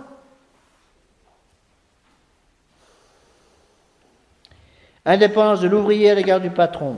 La tendance à substituer à la hiérarchie corporative l'égalité corporative et par la participation au bénéfice de la gestion, par l'actionnariat ouvrier, la marche au soviétisme de l'industrie. Ça, c'est la destruction du système corporatif pour introduire le système des syndicats. Indépendance de l'homme, de la famille, de la profession, de l'État surtout, à l'égard de Dieu, de Jésus-Christ, de l'Église, c'est, selon les points de vue, le naturalisme, le laïcisme, le latitudinarisme, avec pour conséquence et pour principe les libertés modernes vénérées comme les divinités de l'avenir. Monsieur, vous savez tous ce que veut dire le latitudinarisme, parce que j'ai expliqué ça au moins 15 fois. J'écoute. Qui peut me définir ce qu'est le latitudinarisme? J'en ai parlé dans le baptême. Pour les pas tous en même temps. Latitudo en latin, c'est la largeur, l'ouverture d'une porte. Le latitudinarisme, c'est l'erreur philosophique par laquelle on ouvre, si vous voulez, le baptême de désir tellement grand que finalement tout le monde meurt avec un baptême de désir. C'est ça, une conception latitudinariste de l'Église, c'est une conception écuméniste, si vous voulez, de l'Église. On ouvre les portes tellement grandes que finalement tout le monde peut rentrer. Enfin, l'indépendance du peuple et de ses représentants à l'égard de Dieu. Souveraineté populaire et suffrage universel entendu comme mesure du vrai et du bien, source de tous les droits dans la nation, de l'apostasie officielle des peuples repoussant la royauté sociale de Jésus-Christ, méconnaissant l'autorité divine de l'Église. En 2 pages de tout. C'est certainement le texte, à mon avis, le plus clair, personnellement, que j'ai rencontré sur ce sujet-là. Eh bien, c'est dans ces domaines-là, pour empêcher ce genre de catastrophe, c'est pour empêcher cet esprit d'indépendance dont j'ai parlé, que les dons du Saint-Esprit vont agir. Donc les dons du Saint-Esprit, couronne de la charité, vont nous aider à avoir une soumission de l'intelligence et de la volonté au bon Dieu. C'est la raison pour laquelle saint Thomas dit que les dons du Saint-Esprit donnent une puissance augmente la puissance obédientielle à la grâce divine, augmente l'esprit d'obéissance à la grâce divine. Donc, vous voyez, haut de la deuxième colonne de la page 1. Si je continue à ce rythme, je garde jusqu'à minuit. Par l'usage de ces dons, l'homme réalise à quel point il est dépendant en tout de son Créateur et Seigneur. Si l'esprit révolutionnaire et libéral veut rendre l'homme indépendant de Dieu, le libéral est un fanatique d'indépendance, on voit le texte de l'abbé Roussel que je viens de citer, les dons du Saint-Esprit nous font découvrir et comprendre notre fin dernière. Nous avons été créés pour adorer, louer, honorer, servir et obéir à notre Rédempteur. C'est le début des exercices de Saint Ignace. Pourquoi est-ce que vous croyez que Saint Ignace commence par là? Il commence, la première ligne des exercices. L'homme a été créé pour louer, honorer, servir Dieu, sauver son âme. L'homme a été créé pour louer, adorer, respecter, honorer, servir, ça veut dire obéir. Donc l'homme a été créé pour louer, honorer et obéir à Dieu. Et même quand on a des païens qui viennent faire la retraite, des gens qui n'ont pas la foi catholique qui viennent faire la retraite, on ne change rien. Ils sont obligés de passer par ça aussi. C'est la raison pour laquelle, en général, quand nous perdons des gens en retraite, c'est rare. Et de temps en temps, on a des pertes. Quand on a des gens qui quittent l'exercice, ils partent toujours au début. Toujours avant les confessions générales et en général avant la fin du premier jour. C'était très rare. Quand j'étais directeur de maison de retraite à New York, là, on avait 800 traitants par an. On perdait à peu près 8 personnes par an, pas plus. Oui, ça fait 1%. Et en général, c'était des gens tellement libéraux qu'ils ne pouvaient pas accepter ce passage-là. Dès qu'on expliquait la nécessité de l'obéissance, la nécessité de se situer dans une situation de dépendance, et j'annonçais la couleur tout de suite en disant, ici on va vous parler des droits de Dieu et des devoirs de l'homme. Et il y avait tout de suite une main qui se levait en disant, et les droits de l'homme, vous en parlez quand? On n'en parle pas ici. Il n'y a pas un mot de droits de l'homme dans l'exercice Saint-Ignace. Et quand j'expliquais ça aux États-Unis, j'avais un remous, j'entendais le remous, alors c'est en silence, hein, j'entendais un remous dans la salle, où il y a parfois 30 ou 40 personnes, même les catholiques avaient du mal à encaisser ça. Et en général, parfois je n'arrivais pas à calmer le remous, et il y en a un qui me sortait, qui brisait le silence, et j'ai eu ça plusieurs fois, il se levait, parce que j'étais à l'étranger là-bas, attention, c'était français, hein. Alors, il se levait et il me disait, US, love it or leave it.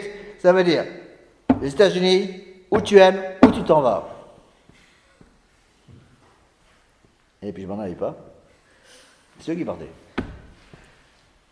C'est ça le libéralisme.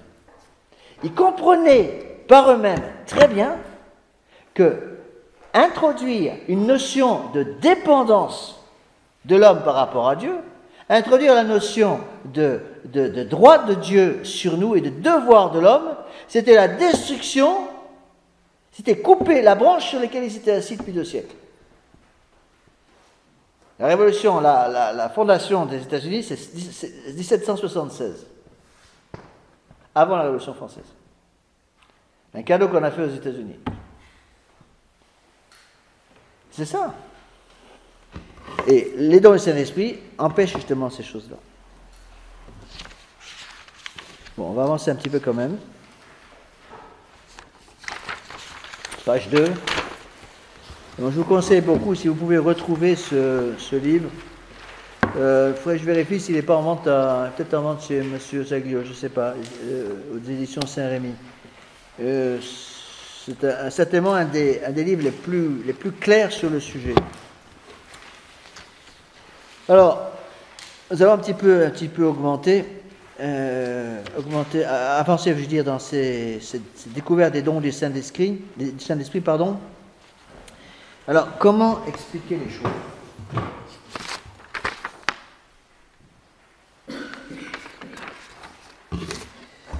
Alors, j'essaie de mettre ça au tableau pour simplifier.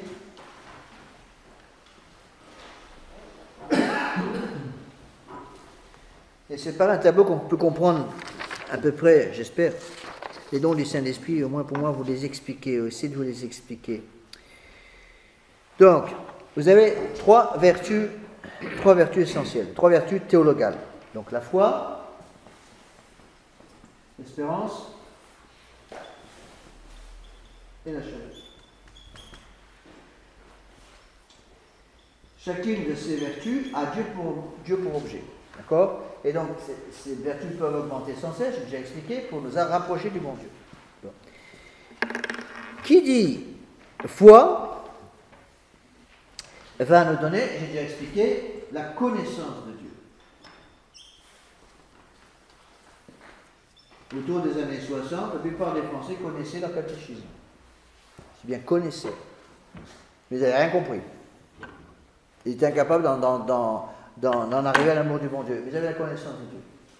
L'espérance, j'ai déjà expliqué, c'est la compréhension. D'accord? Donc c'est un degré au-dessus, pas simplement connaître, et comprendre, chercher à creuser la connaissance pour comprendre. Et enfin, la charité pour aimer. obéir, je vais expliquer, je reprends un peu les choses, obéir pour aimer. Ça, c'est le degré supérieur. Connaissance, compréhension, amour de Dieu.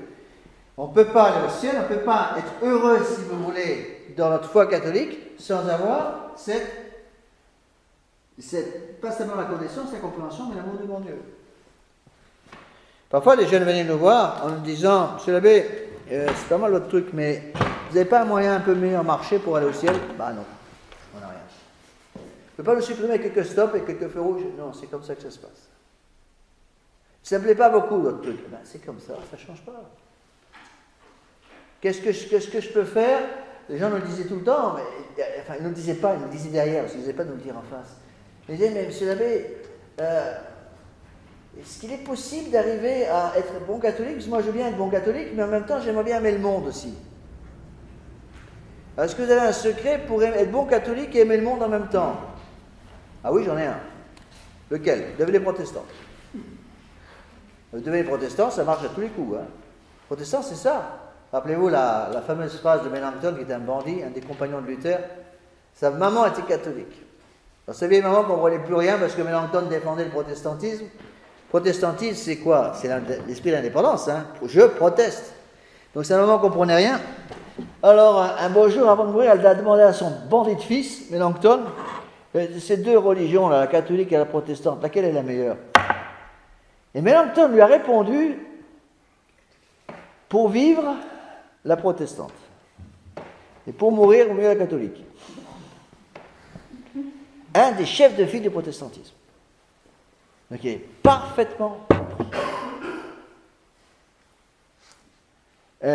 C'est Luther qui, regardant les étoiles, une nuit d'été magnifique avec sa maîtresse, sa concubine Catherine Bora, qui avait sorti d'un couvent. Catherine Bora s'extasie devant la beauté des étoiles et dit à Luther, regarde la beauté de ces étoiles qui nous parlent du paradis. Et Luther lui a dit, regarde pas trop, c'est pas pour nous. Donc il savait. Il savait très bien où il allait. Regarde pas trop, c'est pas pour nous. Donc, on revient ici. Donc, si on continue là-dedans, la connaissance, donc la foi, la connaissance, va correspondre à ce qu'on appelle la vie purgative. La première étape de la vie spirituelle. Purgative, ça veut dire quoi en latin? Ça veut dire purification. L'espérance, qui mène à la compréhension, va correspondre à la vie ou la voie illuminative.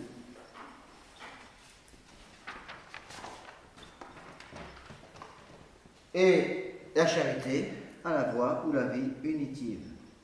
C'est que ce sont les trois grandes divisions dans la vie spirituelle. Vie purgative, purification, vie illuminative pour recevoir la lumière du bon Dieu, vie unitive pour être uni à notre Seigneur, vie mystique. Donc on passe, si vous voulez, d'un premier degré à un deuxième degré, à un troisième degré. Les saints arrivent au troisième degré, nous on patauge en général quelque part dans la vie purgative, parfois on arrive à passer en vie illuminative, les grands saints arrivent à passer en vie unitive. Bon, c'est comme ça que ça se passe. Alors, il y a d'autres termes qu'on peut utiliser pour ça. Ça, donc, la foi correspond à la vie qu'on appelle la vie spirituelle des commençants. Comment c'est dit commençant? Je ne sais plus. C'est ANTS, c'est dit, je crois. ANTS, voilà. Ça, c'est la vie purgative des commençants. Vie illuminative des progressants.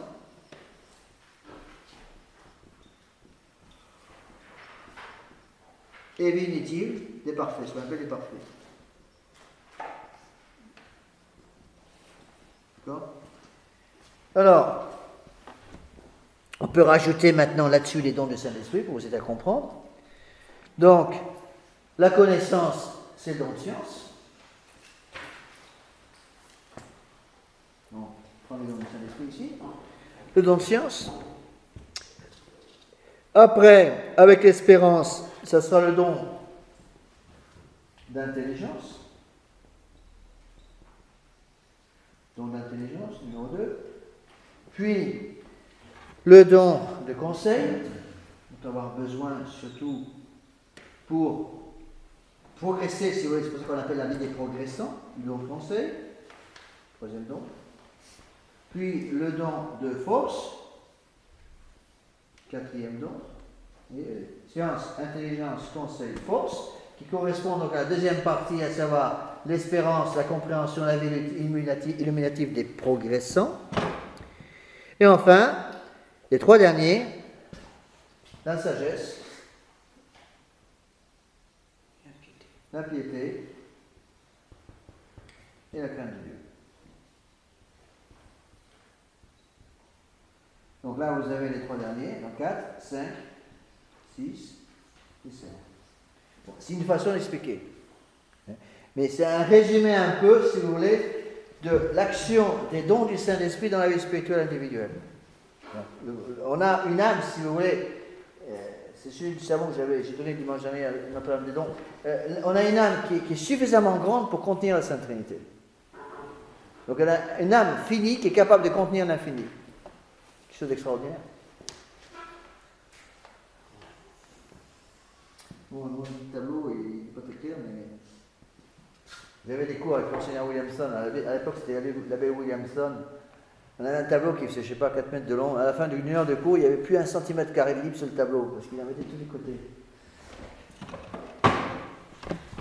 Alors, c'est une façon d'un petit peu d'expliquer les choses. Donc, vous avez ça, en gros, à la page 2. Donc, 3 degrés. Il faut d'abord connaître Dieu. Deuxième degré, comprendre Dieu. Troisième degré, il faut protéger, en quelque sorte, l'acquis pour atteindre l'amour du bon Dieu. Donc, là, ici, pour mieux expliquer, j'ai rajouté un degré de plus. C'est-à-dire entre la foi, après la foi et l'espérance, c'est-à-dire la foi pour connaître, l'espérance pour comprendre, il y a en quelque sorte un désir de garder l'acquis. Donc, une fois qu'on est passé à la vie des progressants, on a éliminé le péché mortel de notre vie, il s'agit de conserver avec humilité ce qu'on a acquis. Et donc, il faut se défendre. C'est là où vont intervenir surtout donc, les dons qui vont nous protéger, à savoir le conseil et la force. Et enfin, on arrive à l'amour du bon Dieu, à savoir la vertu de sagesse, le don de sagesse. Alors, ceci, c'est pour simplifier. C'est évident qu'il y a une interaction entre tous ces dons, puisque je vous ai expliqué que les 7 dons du Saint-Esprit travaillent ensemble. Alors, voyons rapidement les différents dons. Dans cet esprit, si vous voulez, ce que j'ai pris comme thème le thème de cette conférence, c'est les dons du Saint-Esprit, mais surtout dans l'aide que nous donnent les dons du Saint-Esprit pour lutter contre le libéralisme actuel. C'est pour ça que je vais citer ce texte magnifique de l'abbé Roussel. Alors, vous avez tous ces dons du Saint-Esprit. Donc, le premier don du Saint-Esprit, vous l'avez, la définition ici, à la page 2, deuxième colonne de la page 2, au milieu de la page. Don de science. Alors, les définitions que je donne ici sont tirées du catéchisme de Saint-Pédis. Don de science est le don par lequel nous apprécions sainement les choses créées et nous connaissons la manière d'en bien user et de diriger vers la fin dernière qui est Dieu.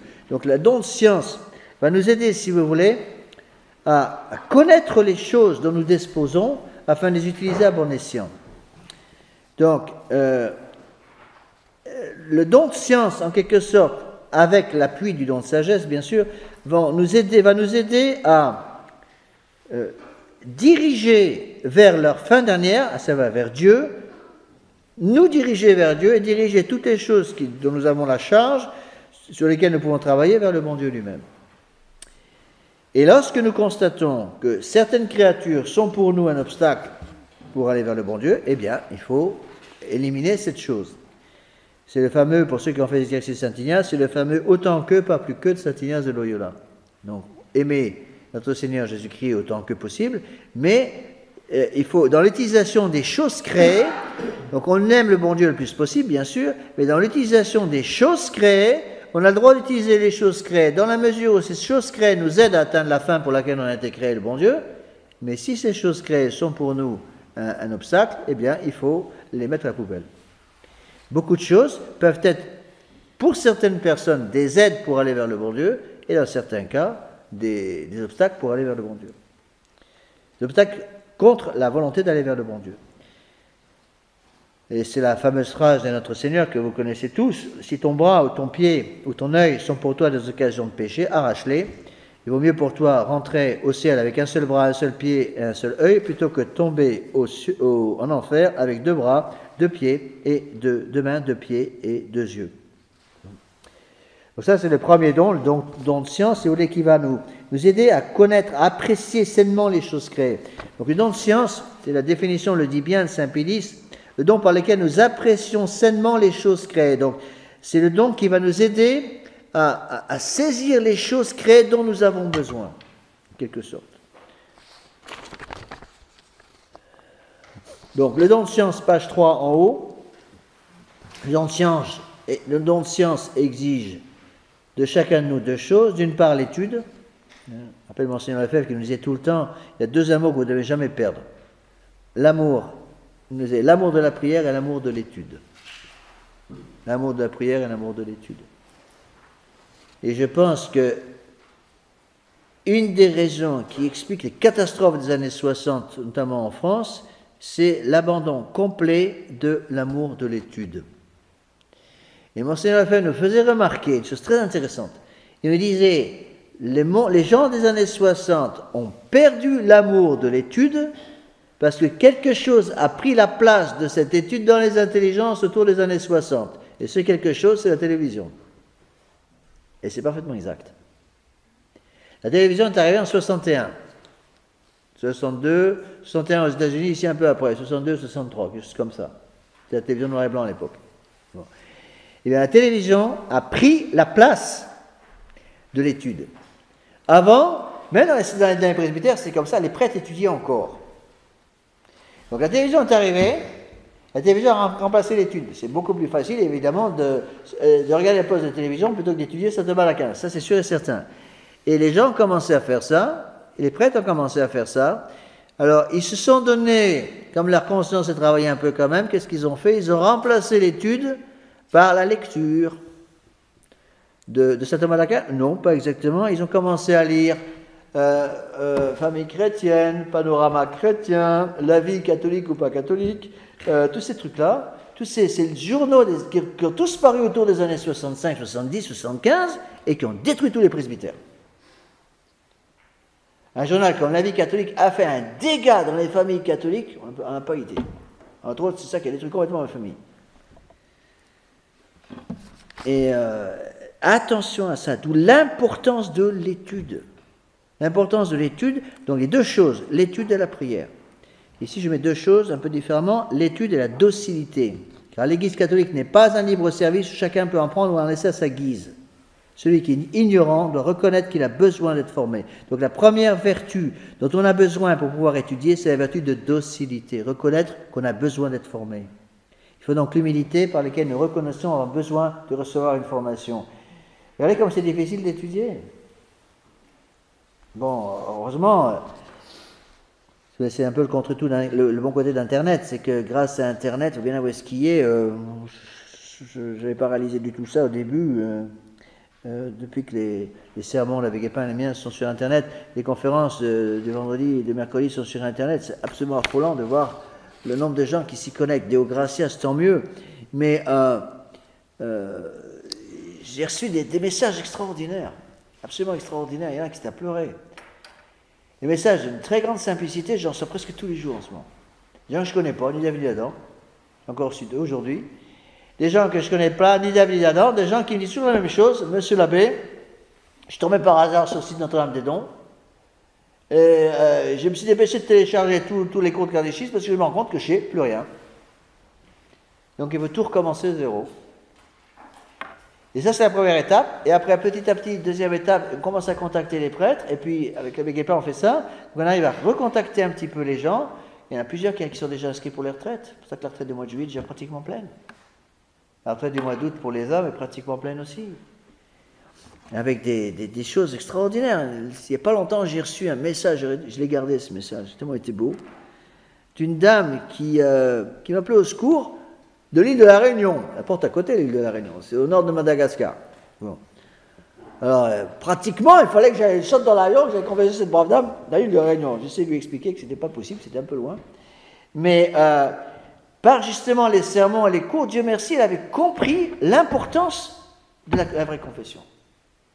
Il y a des gens qui me disaient, monsieur l'abbé, c'est beau, enfin, j'avoue qu'il faut mettre ça entre les mains du bon Dieu, hein, mais c'est extraordinaire quand on voit quelqu'un qui nous dit, monsieur l'abbé, on a plus appris en écoutant les sermons de l'abbé Guépin et l'abbé Laffitte en quelques mois qu'en écoutant tous les sermons des prêtres qui nous sont occupés de nous jusqu'à présent dans l'église moderne pendant 40 ou 50 ans.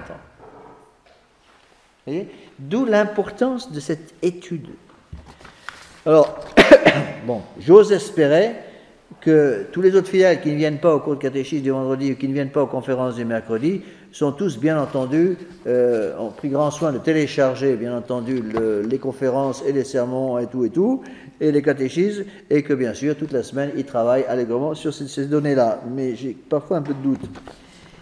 Alors, c'est là où il y a un travail à faire, hein, pousser les gens à étudier. Bon, Deo Gratias, il semble qu'il y a de plus en plus de gens qui téléchargent sur le site notre-dame-des-dons.net, parfois jusqu'à 300 personnes par jour. Et j'aimerais bien quand même savoir, sur ces 300 personnes qui parfois téléchargent par jour, il y a combien de la paroisse ici? C'est ça la question qu'il faudrait que l'abbé de Guibon me fasse un rapport sur le sujet.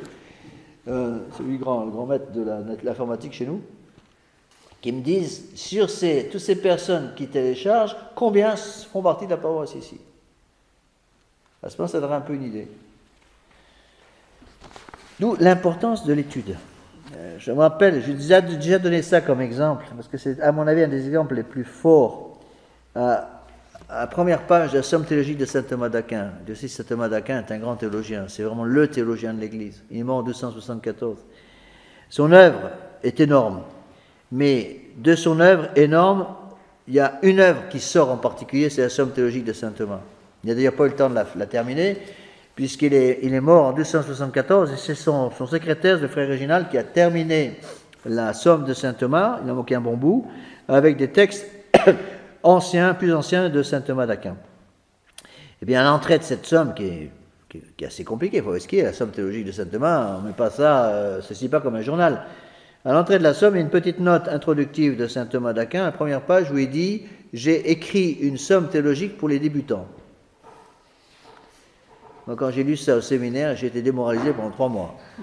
Je me dis, si ça c'est pour les débutants, alors on va où comme ça? Et c'est vrai.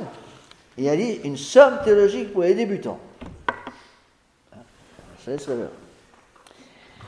Donc, deuxième don, la sagesse. Donc, page 3.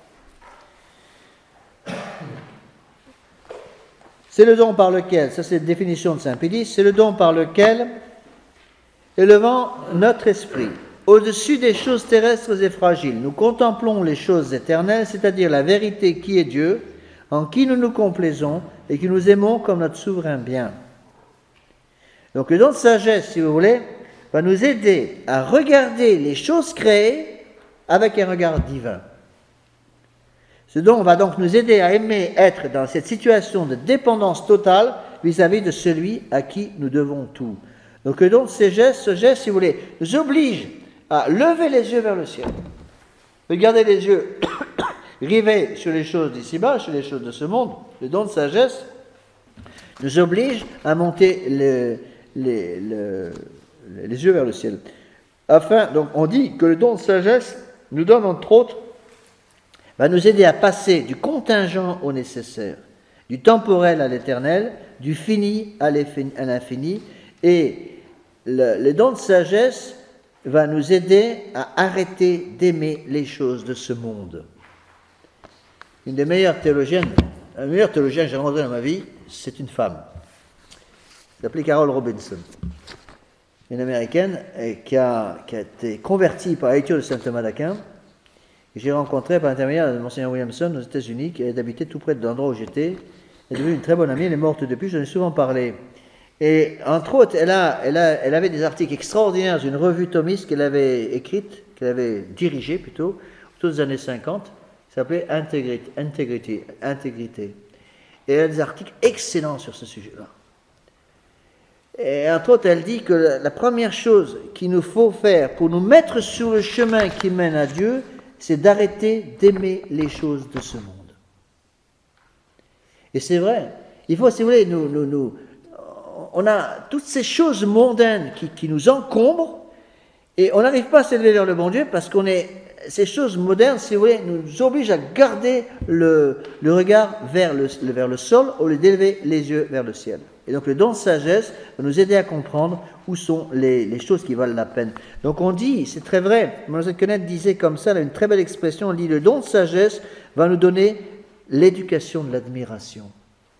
Nous apprendre à avoir le don de sagesse pour apprendre à aimer les choses qui en valent la peine. Et Dieu sait si on a besoin de ce don. C'est pour ça que le don de sagesse est le plus important des dons du Saint-Esprit. Aimer les choses qui en valent la peine. Donc le don de sagesse, si vous voulez, va nous donner, c'est capital aujourd'hui, le goût du vrai et le goût du beau. Aimer le vrai, aimer le beau. Et ça, c'est capital dans l'éducation des enfants. Il n'est pas possible d'éduquer des enfants d'une manière catholique profonde et permanente qui dure dans le temps, une éducation qui va durer dans le temps sans donner à nos enfants l'amour du vrai et l'amour du beau. C'est une chose qui m'a beaucoup frappé dans le monde moderne et je me suis souvent dit, mais pourquoi, comment se fait-il que le monde moderne est absolument incapable de nous donner des choses belles? Tout est laid dans le monde moderne. C'est vrai, il n'y a plus de choses belles.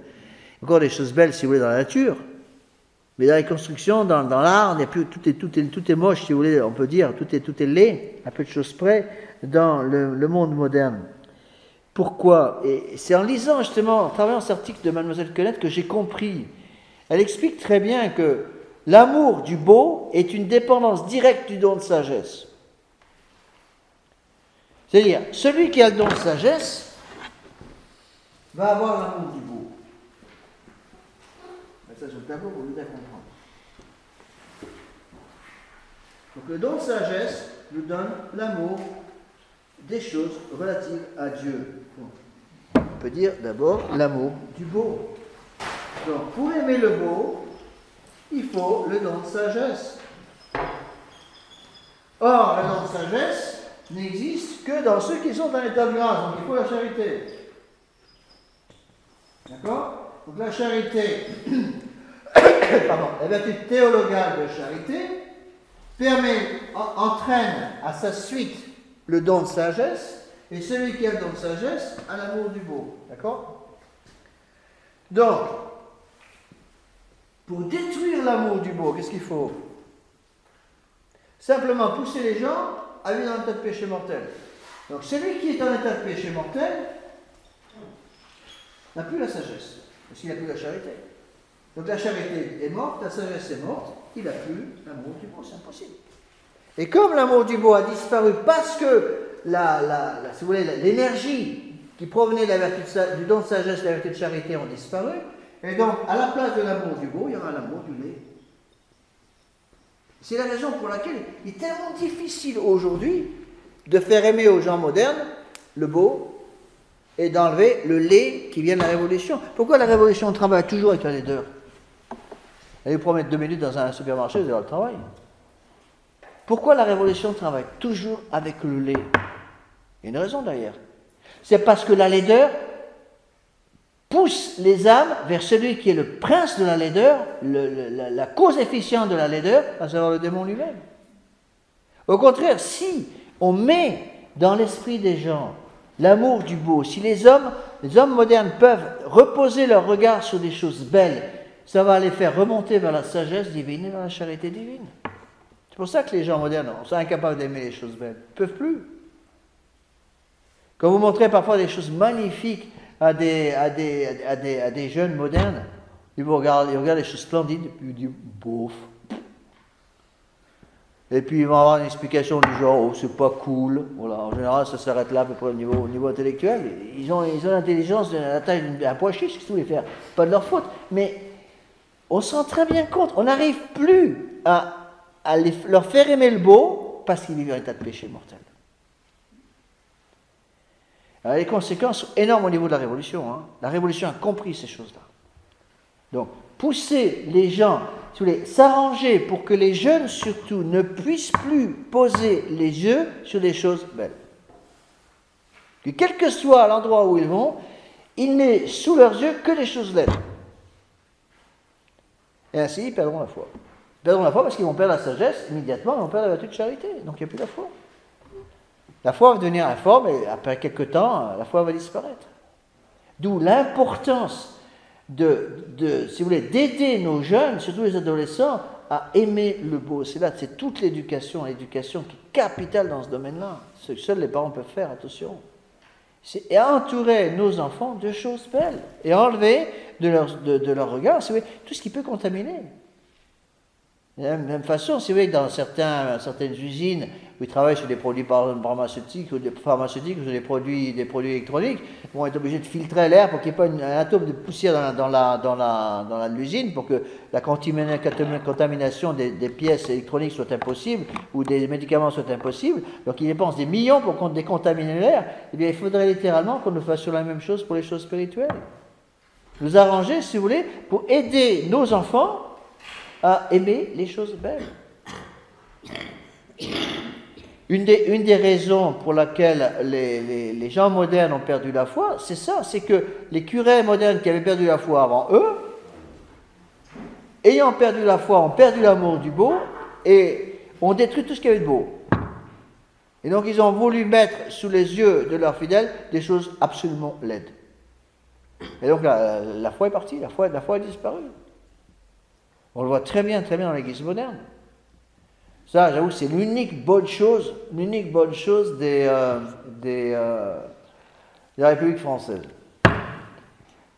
C'est que l'État étant propriétaire des églises en France, l'Église catholique, ou appelée catholique, on a l'usage, mais l'État en est propriétaire. Comme l'État récupère énormément d'argent du tourisme, donc l'État fait très attention à garder ce qui attire les touristes. Ce qui attire les touristes, d'abord en France, c'est la beauté. Parce qu'il y avait, ce qu'il y avait de beau avant. Qu'est-ce que les touristes viennent voir en France?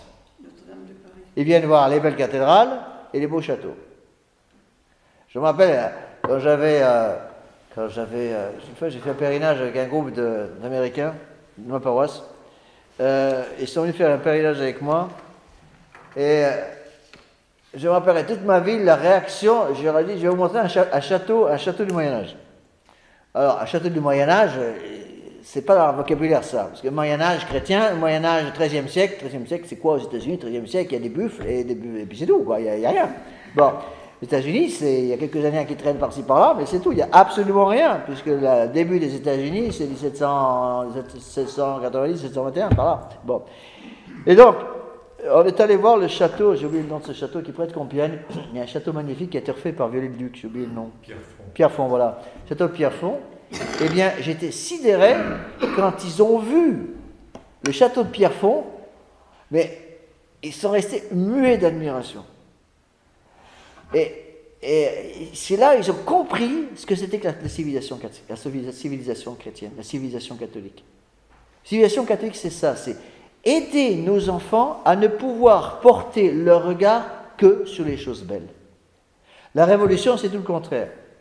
C'est faire que nos enfants ne puissent plus porter le regard sur des choses belles, et soient par la force des choses obligés de porter le regard sur des choses laides toute la journée. La force de vivre avec des choses laides, d'avoir une âme aussi laide que les choses qu'ils voient autour d'eux. C'est ça. Et donc le don de sagesse, si vous voulez, ça intervient là. Le don de sagesse, donc, nous aide à comprendre où sont les choses belles. C'est la définition de Saint-Pédis, que vous allez en bas de la page 3, première colonne, don par lequel, élevant notre esprit au-dessus des choses terrestres et fragiles, nous contemplons les choses éternelles, c'est-à-dire la vérité qui est Dieu, en qui nous nous complaisons, que nous aimons comme notre souverain bien. Si vous voulez comprendre ça, allez visiter le nouvel hôtel de la cathédrale de Nantes. Ça bon, sont pesants de cacahuètes. Ils ont dépensé 800 000 € pour une horreur. Pardon, 870 000, me dit Abbé Guépin. 870 000 € pour une horreur. Vous allez dans cette cathédrale, qui est encore belle extérieurement, ils sont en train de la restaurer, elle est magnifique. Il y a une espèce de cube au milieu, dont on ignore la nature. Et ce qui est sûr et certain, c'est laid à faire peur. Ils ont dépensé 870 000 €. Vous vous rendez compte ce qu'on aurait pu faire ici, avec 870 000 €? Imaginez, est-ce que si l'évêque de Nantes, ou ci-devant, soit de ci-devant, l'évêque de Nantes, avait donné cette somme à l'évêque Guépin pour finir d'améliorer sa chapelle, on aurait pu en faire des choses avec 870 000 euros. Ils ont fait quoi? Un culte. Affreux. Ben, si vous ne croyez pas, allez-y. Vous verrez. Donc, on avance un peu. Il y aurait des tas de choses à dire, mais je n'ai pas le temps.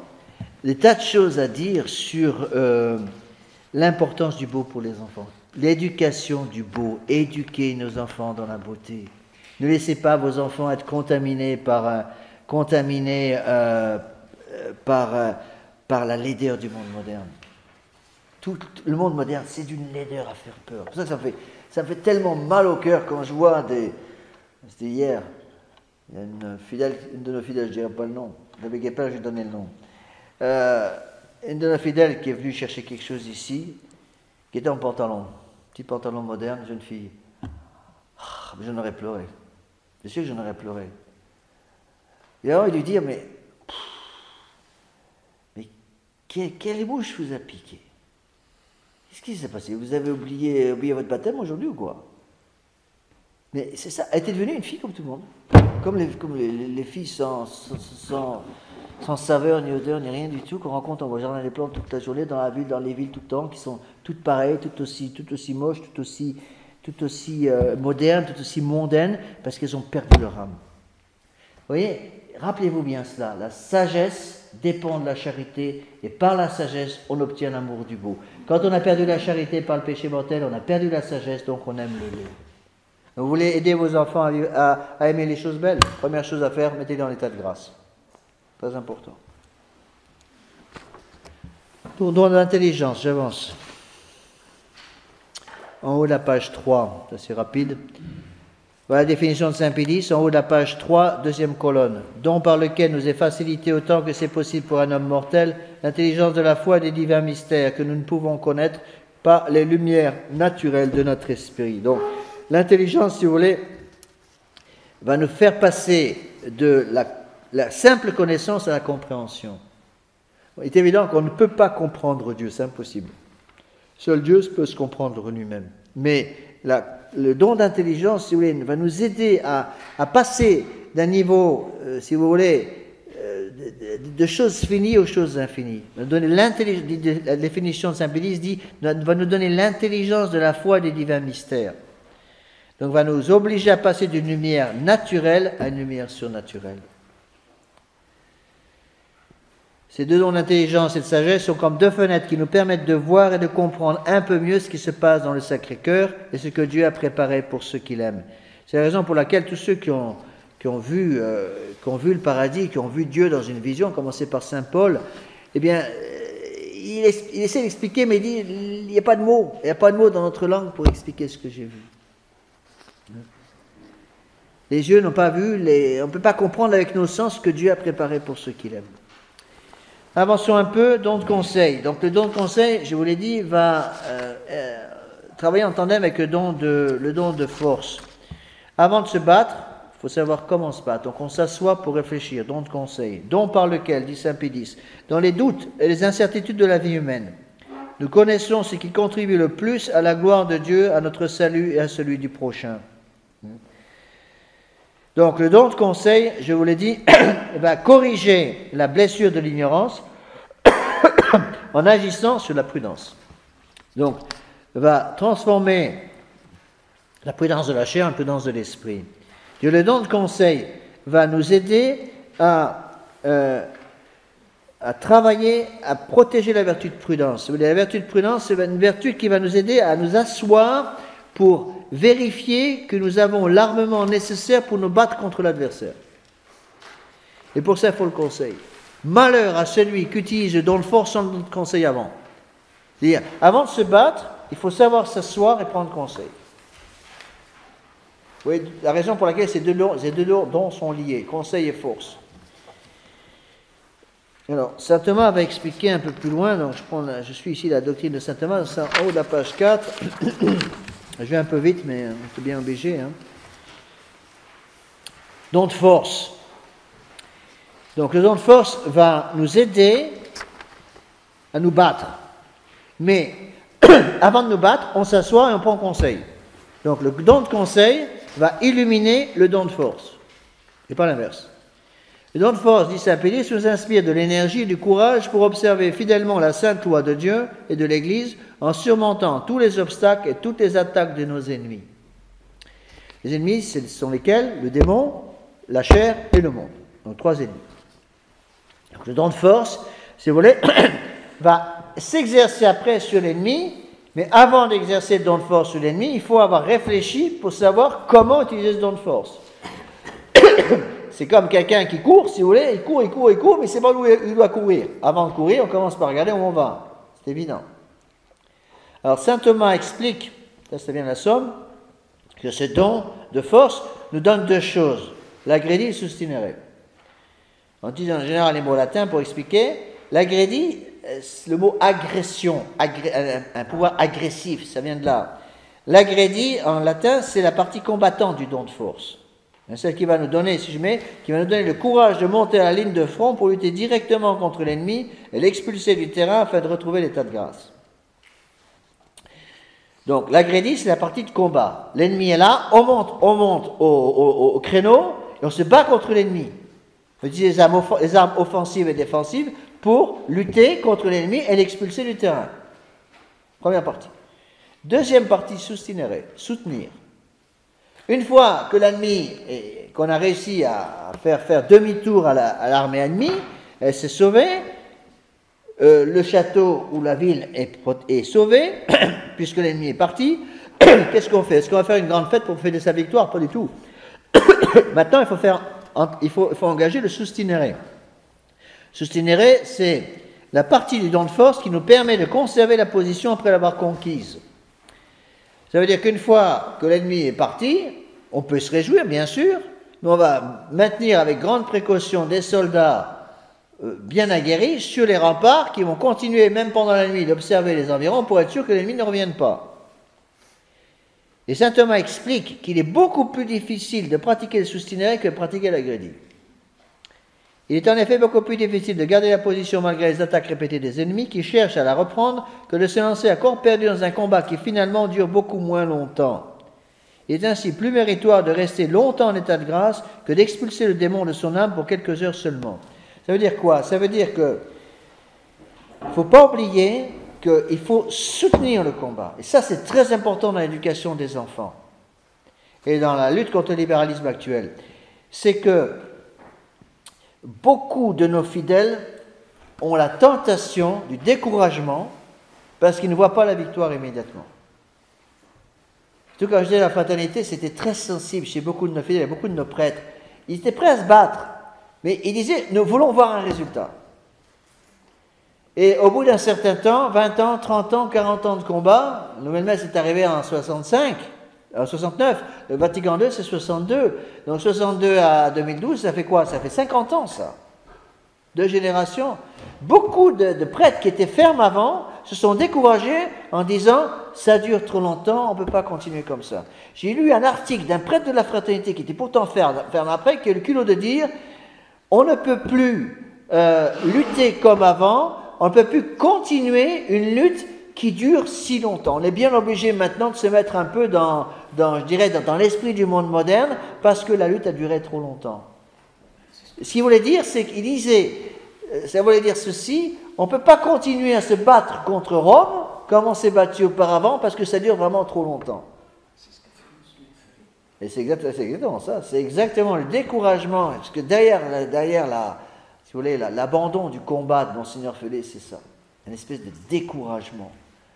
J'ai connu des prêtres que j'ai bien connus au séminaire, David Guépin aussi bien connu, qui se sont découragés parce qu'ils disent ça dure trop longtemps, c'est pas possible. Ça dure trop longtemps. Combien de temps va durer la crise? La crise, non pas de l'Église, il n'y a pas de crise dans l'Église. La crise des hommes d'Église, j'en sais strictement rien, mais encore un bon bout de temps peut-être.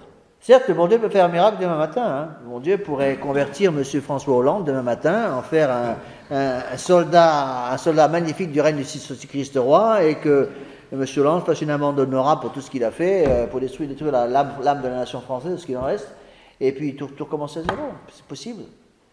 Vous n'attendez pas trop ça. Cependant, c'est possible. Si bon Dieu a envoyé une Sainte Jeanne d'Arc au XVe siècle, le bon Dieu peut envoyer l'équivalent d'une Sainte Jeanne d'Arc aujourd'hui. Hein. Pas plus difficile pour le bon Dieu susciter une Sainte Jeanne d'Arc au XVe siècle que de susciter l'équivalent d'une Sainte Jeanne d'Arc aujourd'hui. C'est pareil. D'où l'importance du don de force. Mais attention, le don de force doit s'exercer en étant guidé par le don de conseil. Enfin, les deux derniers dons, donc il reste le don de piété et le don de crainte de Dieu. Je voudrais dire un mot sur une chose qui me paraissait très importante dans ce texte dont je vous ai parlé, d'explication des dons du Saint-Esprit par Mlle Busquenet. Elle parle du don de force qui donne le don de sainte inquiétude. C'est une expression très belle, je n'ai jamais trouvé ailleurs. Le don de la sainte inquiétude. C'est-à-dire qu'elle dit que des parents aient une inquiétude constante de la sanctification de leurs enfants. Les parents sont littéralement, surtout quand les enfants sont petits, n'ont pas le droit, de se reposer sur leurs deux oreilles en disant « Oh, on verra ». Non, il faut avoir cette inquiétude constante. Est-ce que mes enfants sont en état de grâce? Mais vous voyez, avant d'avoir une inquiétude sur les choses matérielles, est-ce que mes enfants ne sont pas en train de se battre avec les côtés de cuisine? Ou est-ce que les enfants n'ont pas armé le pistolet de la maison? Première question, est-ce que mes enfants sont en état de grâce? Avoir l'inquiétude constante du maintien de nos enfants dans l'état de grâce. Ce qu'on appelle la sainte inquiétude. Le don de piété maintenant. Il reste deux à expliquer rapidement. Le don de piété. Le don de piété, attention, c'est le don qui nous donne l'esprit de prière. C'est le don, dit saint Pélis, par lequel nous vénérons et nous aimons Dieu et les saints.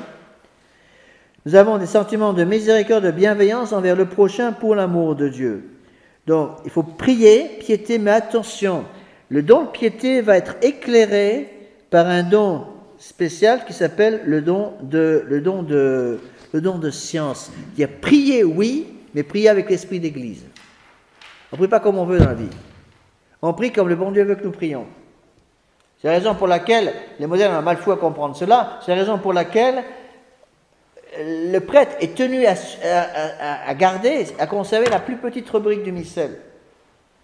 Il n'y a rien qui est changé, on ne change rien dans le missel. À Cône, on avait un missel du XIe siècle, je me rappelle. Monseigneur Lefebvre avait reçu une fois en tant que cadeau. Eh bien, pour la plupart des fêtes, le dimanche entre autres, on pourrait utiliser ce missel pour dire la messe du dimanche Sainte Trinité, par exemple, il n'y a rien qui est changé. Les textes sont toujours là.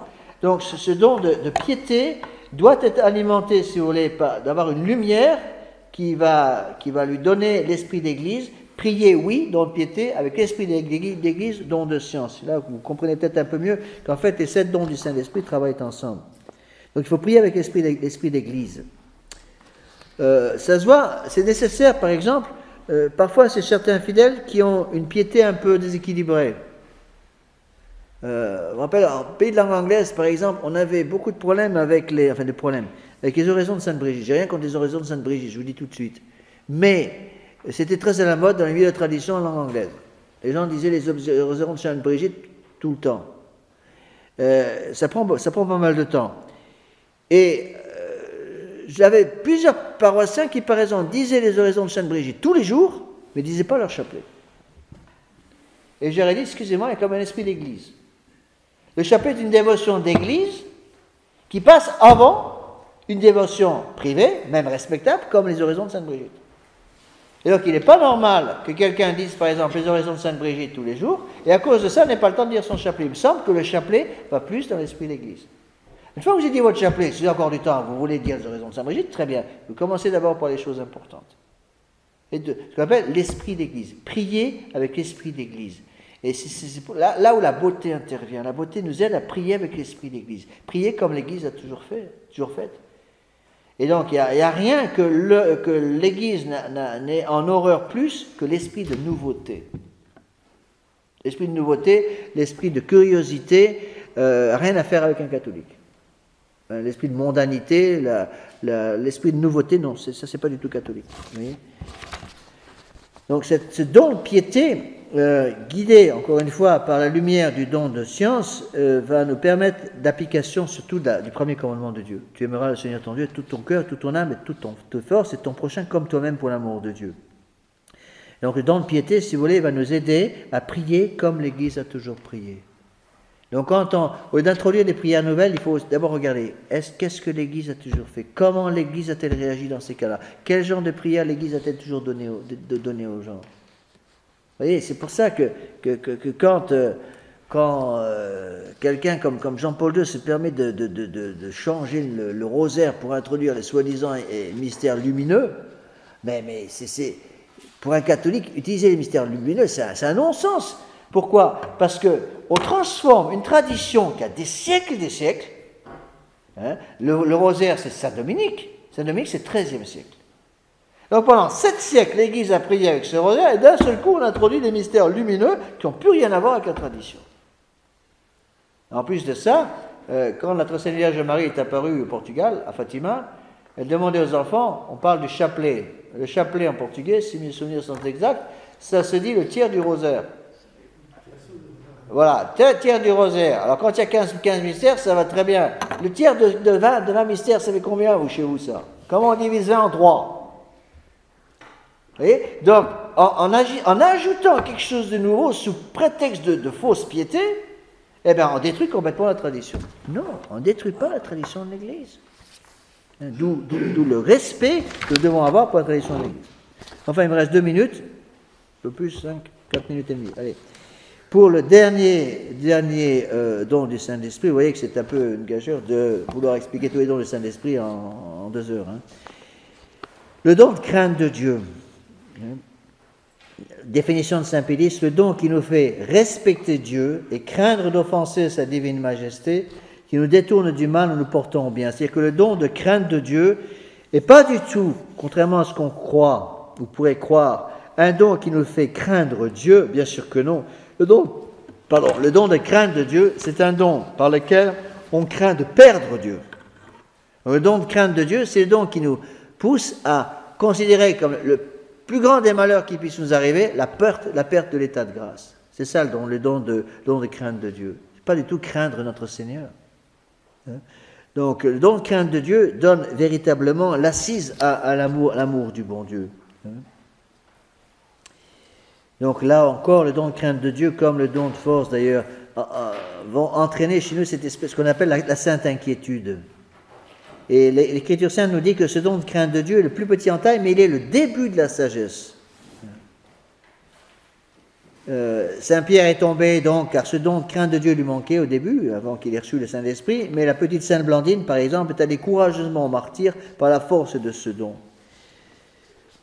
Ça vous donne un petit peu une idée. Si vous voulez, ce genre de papier doit être après un petit peu relu et médité, corrigé. Il y a toujours des additions à mettre. C'est un peu un résumé. C'est pour vous aider, vous donner, c'est un peu le but de ces conférences, vous donner l'amour de l'Église, l'amour de l'esprit d'Église, l'amour essayer d'aimer l'Église comme les hommes d'Église ont aimé l'Église pendant 20 siècles auparavant. L'Église, c'est notre Seigneur Jésus-Christ qui s'incarne sur la terre, c'est ça. Donc, relisez tout ça. Encore une fois, j'ai dû aller un peu vite pour la fin. Donc, relisez ces choses-là pour garder votre esprit dans l'esprit de l'Église. Donc, il y aura encore une conférence le dernier mercredi du mois de mai, si Dieu veut. Je n'ai pas encore choisi le sujet. Sinon, bien sûr, on aura les prochaines conférences. C'est vendredi, cours de catéchisme de vendredi, comme tous les vendredis.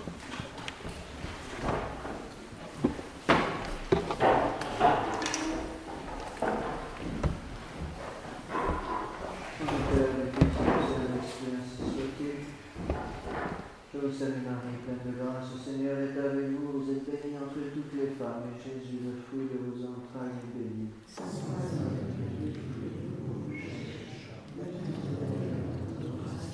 Gloire soit rendue au Père, au Fils et au Saint-Esprit. Au nom du Père, et du Fils et du Saint-Esprit, ainsi soit.